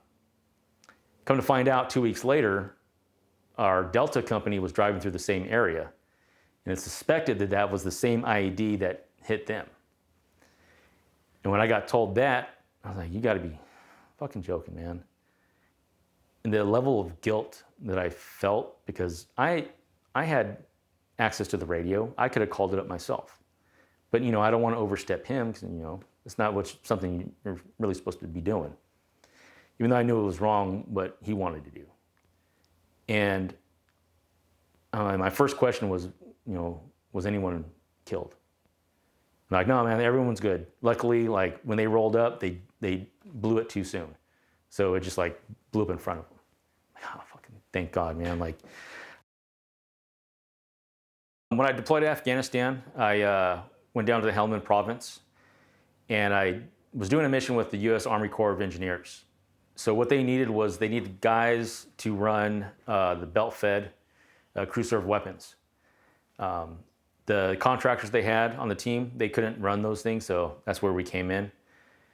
Overall, like, a pretty chill mission. It was honestly fun, if you can call, you know, deployment fun in that way. You know, all the contractors were super cool.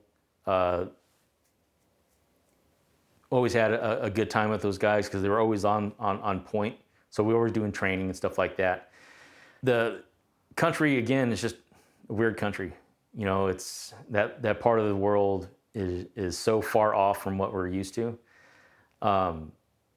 It's hard to wrap your head around some things at times. And that area was still pretty kinetic. You know, it was still pretty hot when we got there.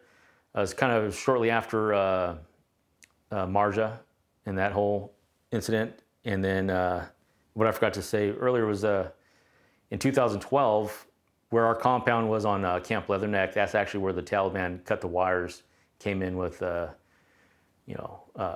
vehicles and stuff like that, and stormed the airfield and took out a few aircraft and a couple of Marine people. One mission, we're coming back from Lashkargah, and we crest this hill, and we see two, like, station wagons parked next to each other. And as we roll up on them, it looks like they're throwing, like, a sack of potatoes or something in the back of one of these station wagons. And we're like, what the hell is that? And then we realized, you know, they're kidnapping some dude. There's two Taliban guys throwing this guy into the back of their car. And the only reason we knew was, like, the guy's sandals kind of, like, flew off him as they threw him in there. So we're rolling up, and one of the people that we have, one of the engineers, is like, hey, like, can we do something? Can we stop this? Like, what's going on? And no. The contractor's like, hey, man, it's not our job. And he's absolutely right. Like, we got to protect these guys. We're not here to stop this. There's other people in the area for that. So all we could do was just watch this guy get kidnapped, you know, watch the Taliban jump in their car, and they drove past us and just looked at him like, oh, shit, sorry about your luck, bro. And as we rolled up on his buddy that was, you know, still there, he was trying to, like, wave us down and say, hey, man, you know, stop. And all you do is shrug your shoulders. Like, hey, best of luck to you, dude. And yeah, we just had to drive right past him. I'm sure he was pissed, you know. I mean, he was, like, probably scared shitless. I'm sure he was. And yeah, he just ran off and up a hill. Like, there was an A&A compound up on top of the hill over there. And he was like, yeah, truck it, bro. Like, maybe take off your sandals or something, run a little faster. I don't know. Like, what am I going to do? I can't do nothing. I just kept on driving. So there's things like that. You know, the area was still pretty kinetic, a lot of IEDs and stuff like that. We had a route clearance team that took a huge IED for us, because they would go out the day before, drive the route, let us know if there's any threats. And on that route, the Taliban dug under the road, because the road was elevated. So they dug into the berm under the road all the way across in a straight tunnel and packed it full of explosives. So the route clearance team came over the top of that, and they detonated it on one of their Vics. And I mean, that road was gone. It was like a huge trench all the way down the center of it, right? So we go through there the next day, and you could see, like, straight through. It was, like, massive. Come to find out, once that happened, they did their, you know, security. They pushed out, did a cordon, they did perimeter, and tactic at the time for the Taliban was to set out secondary IEDs outside of that. So they had been watching, they understood, like, hey, the Americans are going to push out so far, and that's where we're going to place these other IEDs. And what those were improvised claymores. So what a claymore is like an explosive with a bunch of shrapnel, like, and what they would use, like bolts, broken glass, nails, whatever they could. They put it in front of that explosive, and when it detonates, it shoots out like a shotgun, right? So a couple of guys got hit with that, tore up their knees, their legs, stuff like that, and they had to get airlifted out to Germany. And we felt really bad for those guys. They were coming back one day and they hit us up on the radio. It was like, hey, like we know you guys go to another gate at Leatherneck on the Bastion side, like the East Gate, right? Like, yeah, you can roll up to there, man. Just come on in. It's way easier to get in through that way. You just got to find a path there through the desert. You're good to go. And yeah, they made it all the way to the East Gate. They were waiting for the guys to open up the gate, and some guys were getting out, stretching their legs, taking a leak, and Taliban put an IED in the berm right outside the gate. So the guys were out there taking a leak, blew up right in his face. And we felt so horrible for those guys. We actually threw them like a big ass barbecue. Like I was out there for like 4 hours straight, just cooking up all this food for them, And they had a good time, and we just felt horrible, because it was like we felt responsible. For one, they're route clearing for us, and then we tell them to go to the East Gate to get blown up. But just like the other stuff you'd see out there, man, we rolled through a firefight, like one-sided firefight. A&A was on the side of the road, and every time like one of our vehicles would pass, they would shoot in between our vehicles, like machine guns, RPGs, and then the vehicle would come by and they would stop, pass, and start shooting again. And like, see RPGs flying over, and they're just lighting up this village, And it's like women and children running around. I don't see any Taliban. Like, I don't know what the hell is happening, but we're like dodging all this crap. I'm like, all right, cool. Like, we're almost home. Let's just keep going. And it's like the disconnect that you have to have. It puts you in this weird mindset. It's like, you're here doing this very specific job. It's a personal security detail, right? So we're only worried about the American civilians in our trucks. Can't worry about all this other shit. Like, we have a chance to engage and help. Yeah, well, sure we will, but we have to see the enemy. And it's like, we don't see them. We don't see anybody, so sorry about your luck. And same thing with that A&A convoy. They were coming down the road. I watched them get blown up by an IED. And, they turn their dishkas on the town and start lighting up this town. And the compound I was sitting outside of, I was doing overwatch for the guys inside. And the compound, they already had their towers up for security, right? And then the Afghan security detail just start shooting up the village. Randomly, they don't see anybody. Like, I couldn't see anybody because I was behind a 50. I would have shot too if I saw, Taliban running around and light them up. But all I saw was women and children. They were just caught in the crossfire. And we knew, like, the Taliban were in that town, that little village right there. Because my driver, he said, hey, man, it was just two of us in the truck. Everyone else is inside doing their thing. And he's like, hey, you want to push up so we can engage? Like, bro, like 300 feet in front from where we are at, another American patrol got hit with an IED like 3 days ago. I'm like, we're going to stay right here because if we push up just to go shoot at some guys that we can't even see and we get hit with an IED, I'm going to be pissed, This is this weird thing. Like, you want to do something, but you can't. You just have to watch it all play out. Every incident is like I'm on the brink of it going down that way, of having to engage, of having to do something. But every time it comes up, it's like right at the last second, no, you don't have to. We had another OIC, an officer in charge, that his idea was that we shouldn't engage at all. So before I got there, the previous team had an engagement, and this guy flipped his lid. He's like, oh, you can't be shooting, you can't be shooting. Like, well, then why are we here in the gun, behind the gun, to protect you guys? But if we can't shoot the enemy, what am I going to do to protect you, right? I can't keep them at bay, keep them away if I don't fire my weapon. I mean, this guy was so hard up on that. I don't know what his thinking was. He loved the Afghan people. Like, so much so, like, when I was on a detail with him, we were surrounded by like 130 Afghan Army personnel. We were doing a handover of like some barracks that we built, or they built, right? And he's like in this crowd, like, hey, what's going on? Talking to all these just regular Afghans in uniforms, right? Like, I don't know who these guys are. And it was my job that day to protect him. But there's so many people, like, it was only supposed to be a handful, but they brought the whole company. And like, he doesn't understand the threat around him. So I have an M9 and I have my M4, and then on my belt, I had a knife.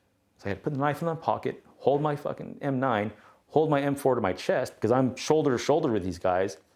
Green on blue incidents were like rampant. Like these guys were turning on Americans and shooting them. So I'm trying to hold my weapons close to my body so these guys don't take it, but then he's like getting away from me, and I have to keep him at arm's length. Like I had to grab his shoulder multiple times, like, hey, sir, come on, like don't go too far in front of me. I had my pistol in my vest when I was up in the turret. This guy's thinking was like, that's too aggressive. Oh, your M9 is pointing down into the vehicle where I'm at. You're sitting around guys with guns. Like there's a bunch of barrels pointing in all kinds of directions in that vehicle. What's your big issue with us protecting ourselves, right? So yeah, like being hemmed up, not being able to do the things that I need to do, no, I wasn't having that. I kept that pistol right there because I understood the mentality too. Like you point a 50 cal at anybody in the Middle East, they don't care. Point your rifle at them, they don't care. You pull out that M9, now you got something that scares them. So yeah, that thing was a tool. Kept everybody safe, the civilians and us. Get away from the truck, you know, get out of the way. But anyways, yeah, so I mean, a bunch of stuff like that, right? We got a message that we had an ambush being set up for us, and by the time we got there, the British were already coming in helicopters, the Lynx helicopters, right? And we saw them like, what the hell are these guys doing out there? Dropped in on these dudes, and like before we even got there, I was looking through my optics, and there they are, zip tying these dudes together, putting hoods on their heads, throwing them in the helicopter and taking off. I was like, damn. I mean, that's pretty cool. Like, I'm not going to be mad that I didn't get to shoot these guys, because watching that was pretty fucking cool. But then, you know, like, again, the way they think over there about, you know, human life, and especially, you know, women, it's ridiculous. I mean, we would go to this one spot in Lashkagar all the time, and every time we'd be there, it was always around the time school got out. And there was always these two little girls in their school uniforms clutching their books, right, close to their chest so they wouldn't get ripped out of their hands. And every time I would see them walking home, there's these other, you know, little male kids throwing rocks at them. And this is bullshit, right? And I used to battle with these kids all the time. Like every kid, like male kid in that country, I was shooting pen flares at them. I was throwing water bottles at them, you know, because they don't care. They just don't care. They don't value anything. And they're always trying to steal your stuff and everything. Got to the point where I was running out of pen flares, right? So I bought a slingshot. I had bought one from the UK, it was like some competition one. And I bought 1-inch bouncy balls, you know, those little super bouncy balls that bounce real high. And I bought steel ball bearings. And I would light those kids up. And they'd start throwing rocks at those girls, nail them. If they're younger kids, they'd get the rubber bouncy ball, because all it would do is just like bounce off them, not really hurt them. If they were teenager kids, like 15, whatever, shoot that motherfucker with a ball bearing. You know, I broke windows, I broke all kinds of shit. I hit, you know, nailing these little bastards because they didn't treat other people like shit. And so, yeah, like it was just kind of a replay of Iraq in some sort of way, but still the same thing, IEDs. I sat on top of an IED, said, hey, we got an IED right here. All right, well, we'll mark it on the BFT and keep on trucking. Hour later, blows on another convoy. I'm like, dude, this is the same shit over again. Same shit. I'm stuck in a truck. I'm stuck in this mine roller. I can't do this. I can't do that. I just have to watch everything happen around me. And it screwed with my head. Getting out, you know, making the transition. It was a little weird because, you know, National Guard are part-time and you don't live that active lifestyle. So when I did the transition, when I ETS'd and got out of the Army, it was already like it was halfway there, right? So when I came back from Iraq and came back from Afghanistan, I had to deal with the symptoms of, you know, what I had experienced over there. Just for instance, driving down the freeway, you know, driving down the 15, saw a box on the side of the road. I've been in the mine roller, rolling over IEDs, suspected IEDs all this time. I slammed on the brakes in the fast lane, going from 80 to like dead stop. Didn't care about anyone behind me. Like I saw this box and instantly it flashed right back. Instinct took over, slammed on the brakes. I was like scanning the area. I was completely gone. And it took me a couple minutes, like cars are honking behind me, like, oh, like, whoa, shit, what the hell just happened? And I look at this box, and there's a fucking box on the side of the road. Why am I acting like this, right? Same stuff with like coming back from Afghanistan. I'm dealing with all this stuff that's going on in my head. I have all this anger because all the shit that I seen, all the times that I wanted to do something and I couldn't. And, over the course from Iraq to Afghanistan, it was taking a toll on my personal life. I'm not jumping with like loud noises, but when I'm like half asleep and I hear something, it sounds like mortars coming in, right? Experienced a lot of mortars in indirect fire in Iraq. It freaked me the fuck out. I jump up like in a panic. Freak out my wife, freak out my stepdaughter, And that made it hard for them to be around me. They said they had to walk on eggshells. They're always angry. And like, I'm not angry at you guys. I'm just angry and I don't know why. I could feel like boiling up in me sometimes, and it's just like, I don't know what to do with it, right? I didn't have any outlet for it. And when I got back from Afghanistan and I was finally out, like I had this total loss of my identity. I lived this lifestyle for the last 7 years. And yeah, maybe it was a part-time thing, but I lived it in my head. Like I was that guy, right? I wanted to deploy, I wanted to go fight, wanted to go fuck shit up. And now, what?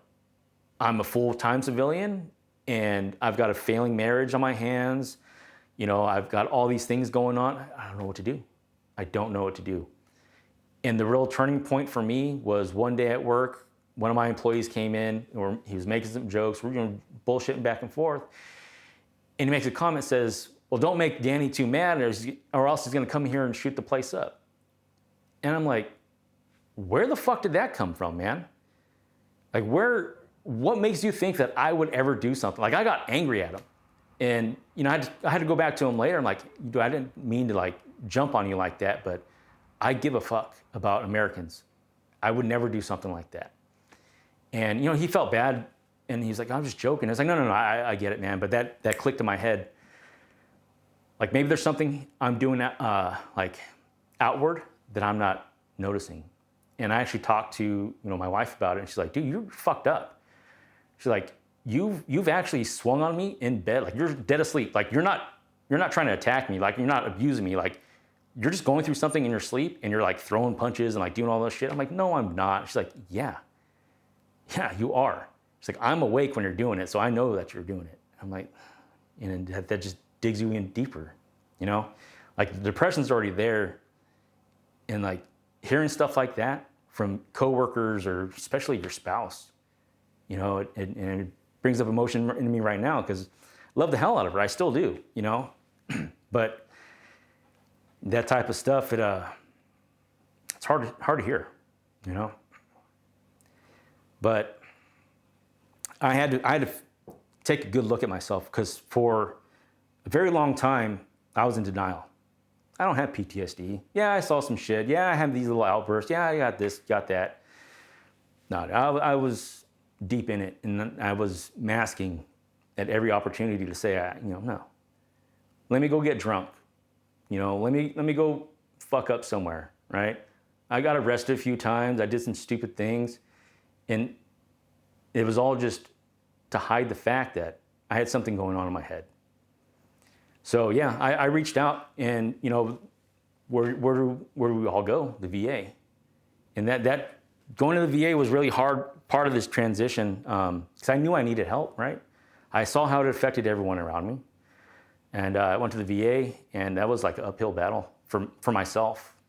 And I know a lot of guys go through the same thing, and it sometimes it knocks you back further than it brings you forward.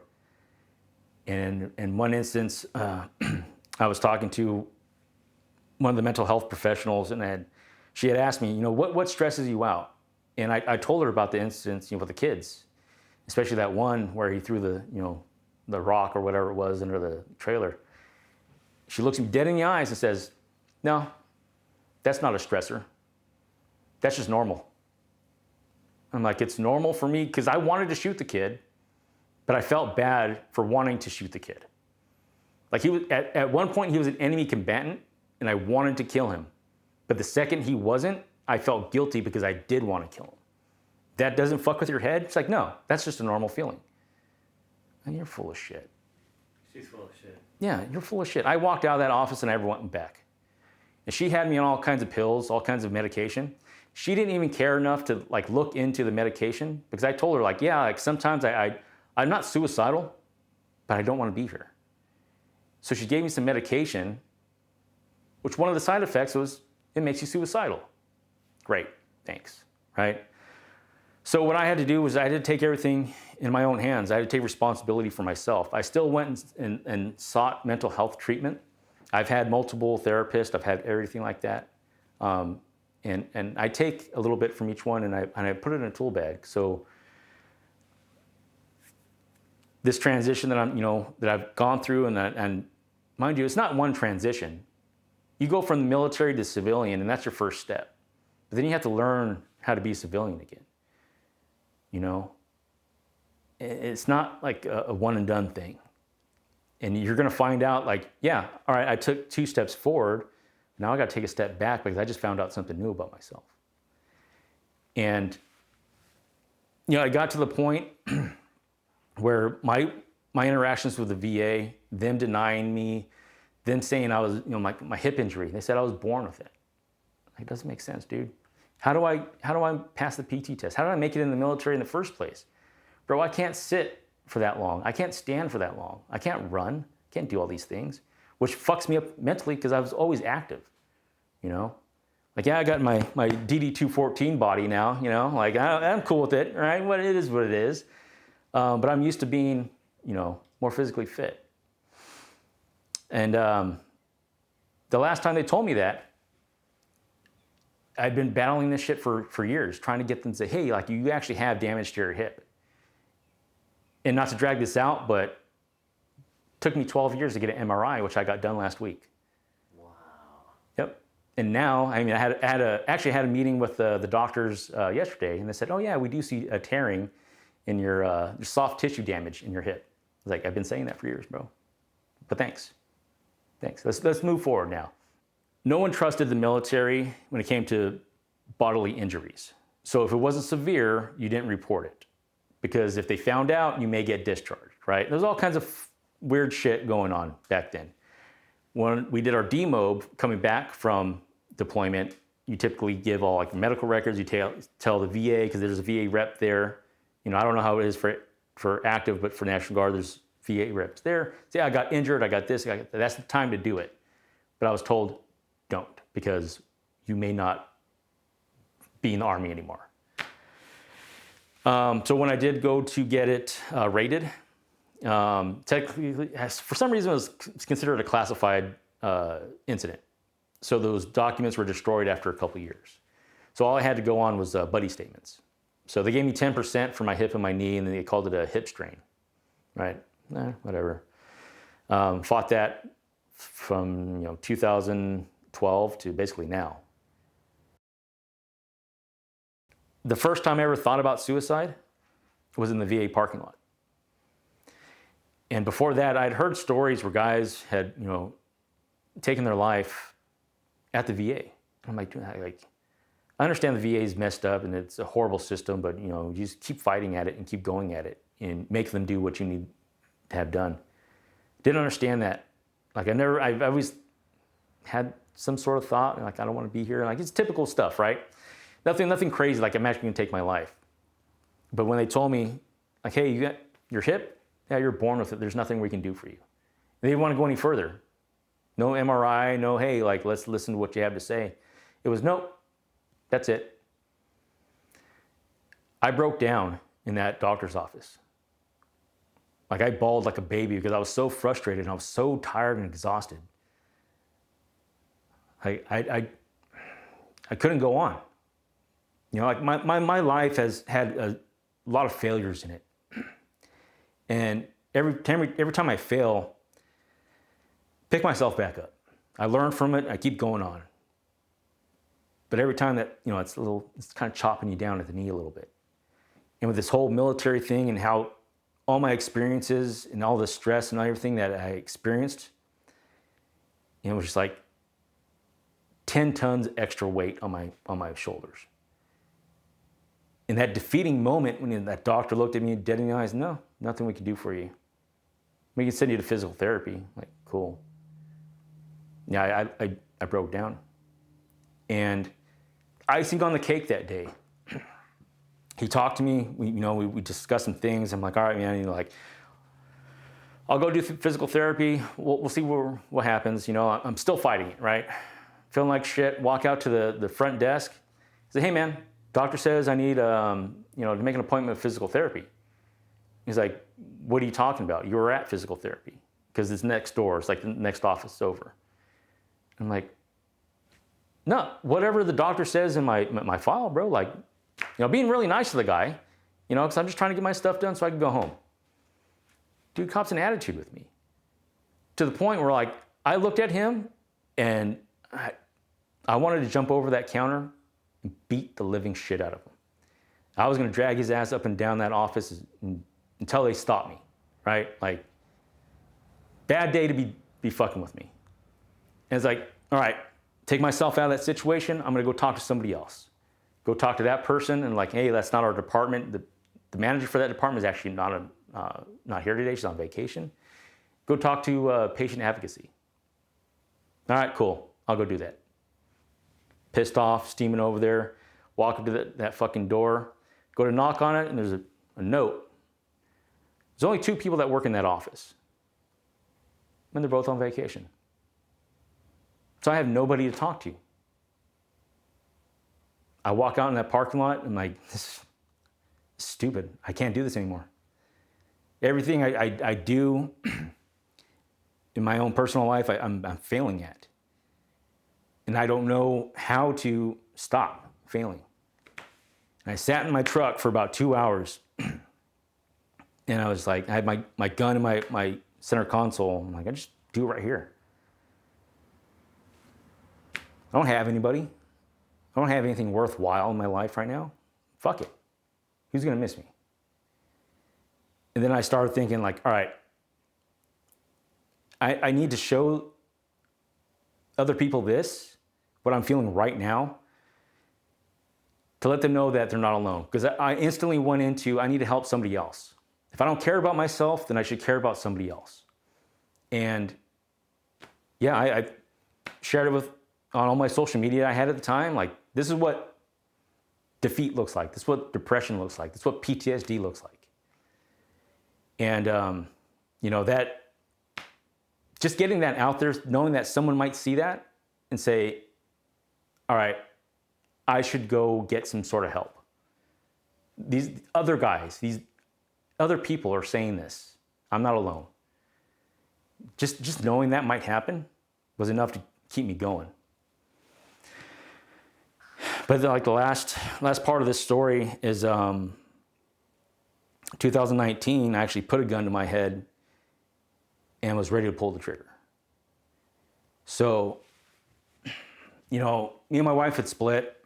And it wasn't like any bad blood. Our life paths were just diverging, And I was like, look, we're still married, right? And we're still married on paper. And I talked to her all the fucking time. Like, no bad blood there. But we started dating other people, whatever. And I was really focusing on my mental health. I was hitting it hard as a therapist. I was absorbing everything I could. And I was using that stuff that I was being taught on a daily basis. And thought I was doing okay. Got another job, just doing my thing, right? Living the civilian life. Got a new girlfriend and whatnot. I don't know what happened where, but I've always had a problem with substance abuse. And it's really not so much the substances as the good times that come with them. I'm more addicted to having fun and the good times, right, than I am the actual substance. But somewhere along that line, like, alcohol took over again. All the bad things in me came out, and I failed again. I hurt someone that I fucking love. I pushed them away. My shitty behavior, not like I was being abusive or mean to anybody. It was just, I was being difficult. And it was not on purpose, but all that shit that I had, that I was pushing down because I was searching for that. I wanted to hold on to that identity as an infantryman. And I wanted to keep that, but it doesn't work in real life anymore. And, I tried to push all that shit down, forget about it, live a normal life. It wasn't working for me. It was bubbling up, hate, anger, anxiety, paranoia, depression. And it was all because I was, started drinking too much again. And that pushed her away. And it wasn't because she left me. I was like, we need to go our separate ways. But the fact that I failed somebody else again, not necessarily myself, but I failed her. And this long string of failures and being told that, no, you're wrong. This isn't what it is. It's like, I'm done. I'm exhausted. I can't keep doing this. And I was like, you know what? Fuck it. I'm going to get drunk. I'm going to have one last good night. And I sat in my apartment by myself, probably drank like a bottle and a half of whiskey, a case of beer. And I waited till like 2 o'clock in the morning because I knew everybody would be asleep. And I said goodbye because I don't want to die. I don't want to kill myself, but I didn't see any other option to make it stop. And started saying goodbyes to everybody. There was 2 people that were still up. One was my brother, and he kind of knew something was up, and he was like trying to tell me without directly telling me, like, oh, it's okay, Danny, like, I love you, brother, I love this and that. And then the second was a buddy I met in Detroit. He was in the Army. We were out there together for like a training thing, right? And bonded instantly, right? It's that military bond. And he was living in Missouri at the time, so he was up already. And we were texting back and forth, like trying to tell him, like, forget about it, like, don't worry about me, man. Like, you guys be good, all right? I just know I love you. Then I put the phone down, grabbed my gun, put it to my head, took out the slack. And when I tell this story, I always tell everyone I was 2 pounds of pressure away, right? I'm 2 pounds away from ending my life because that's all it would take to make that trigger go. And I get a text, right? I get a notification. And I'm thinking in my head, like, I don't need to read that. Who cares anymore?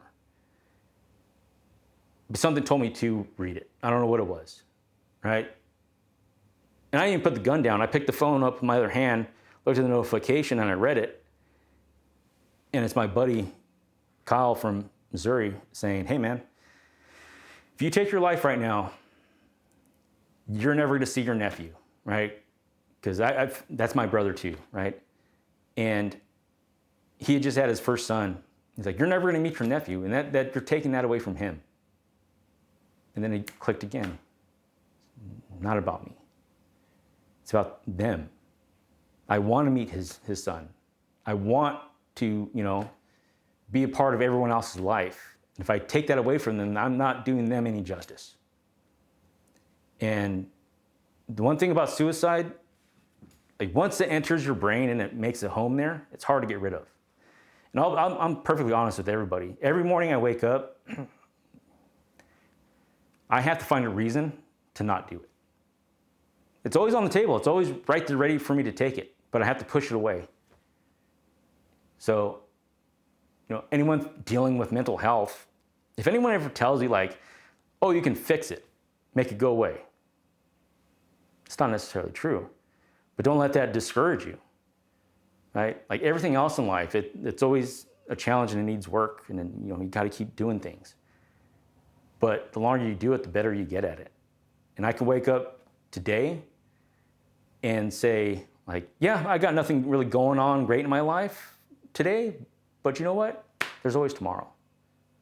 And that's really, what it takes. And yeah, man, I mean, just finding things out there to help you keep pushing. It's really what you need to do. if you're suffering from mental health, you're never alone. There's a bunch of us out there in the world that are going through the same things. The thing with mental health is it's unique to everybody and how it affects us and how we perceive it. But there's always commonality in the issues that affect us. So if you have depression, depression is depression across the board. It may affect you differently than the next person. What helps me may not help you, right? But if you isolate, if you keep yourself hidden from the world and you only live in your own head, you're not going to make it. And that's just facts.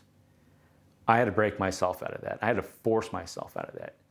And one of the ways I did that was after my suicide attempt, I went to my friends and said, hey, get me out of the house. Get me out of my head. You know, I went to my first NFL game, went to my first hockey game. I started doing things out in the world. Go to the places where you know you're going to find veterans. Go to fucking places that you know you're going to meet people that understand where you're coming from and what you're talking about. Unfortunately, you know, a lot of the times we don't speak up to our family and friends because they just don't understand. And nothing bad on them, but they haven't been over there. They haven't done that. And even if you haven't gone to combat or gone overseas or done anything crazy, just the fact that you joined the military can be traumatic. We always think that you have to have this crazy thing happen. I watched my brother die after he got shot in the head, and that didn't give me PTSD. The things that happened to me in Iraq and Afghanistan, that gave me PTSD. So just because you don't think you qualify for help doesn't mean, you know, that doesn't mean shit. So take it in your hands, you know, take your life and your responsibility in your hands and do it. No one else is going to pull you along and get help for you. You got to do it yourself. So I want everyone to kind of like take away a message of like,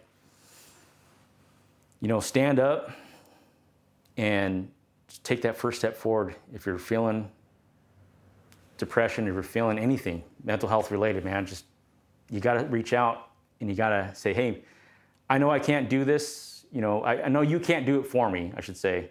But at least, you know, give me a helping hand. And as a, you know, veteran community out here in the world, like we're all around, like you'll never know unless you really look for us.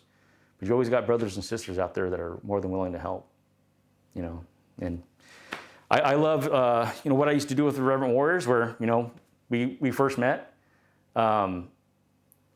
And if you have one of those events around you, by all means, get to it. And they're fun and they actually help. And they're there for you to create a network of like-minded veterans, peers, that you can grow that safety net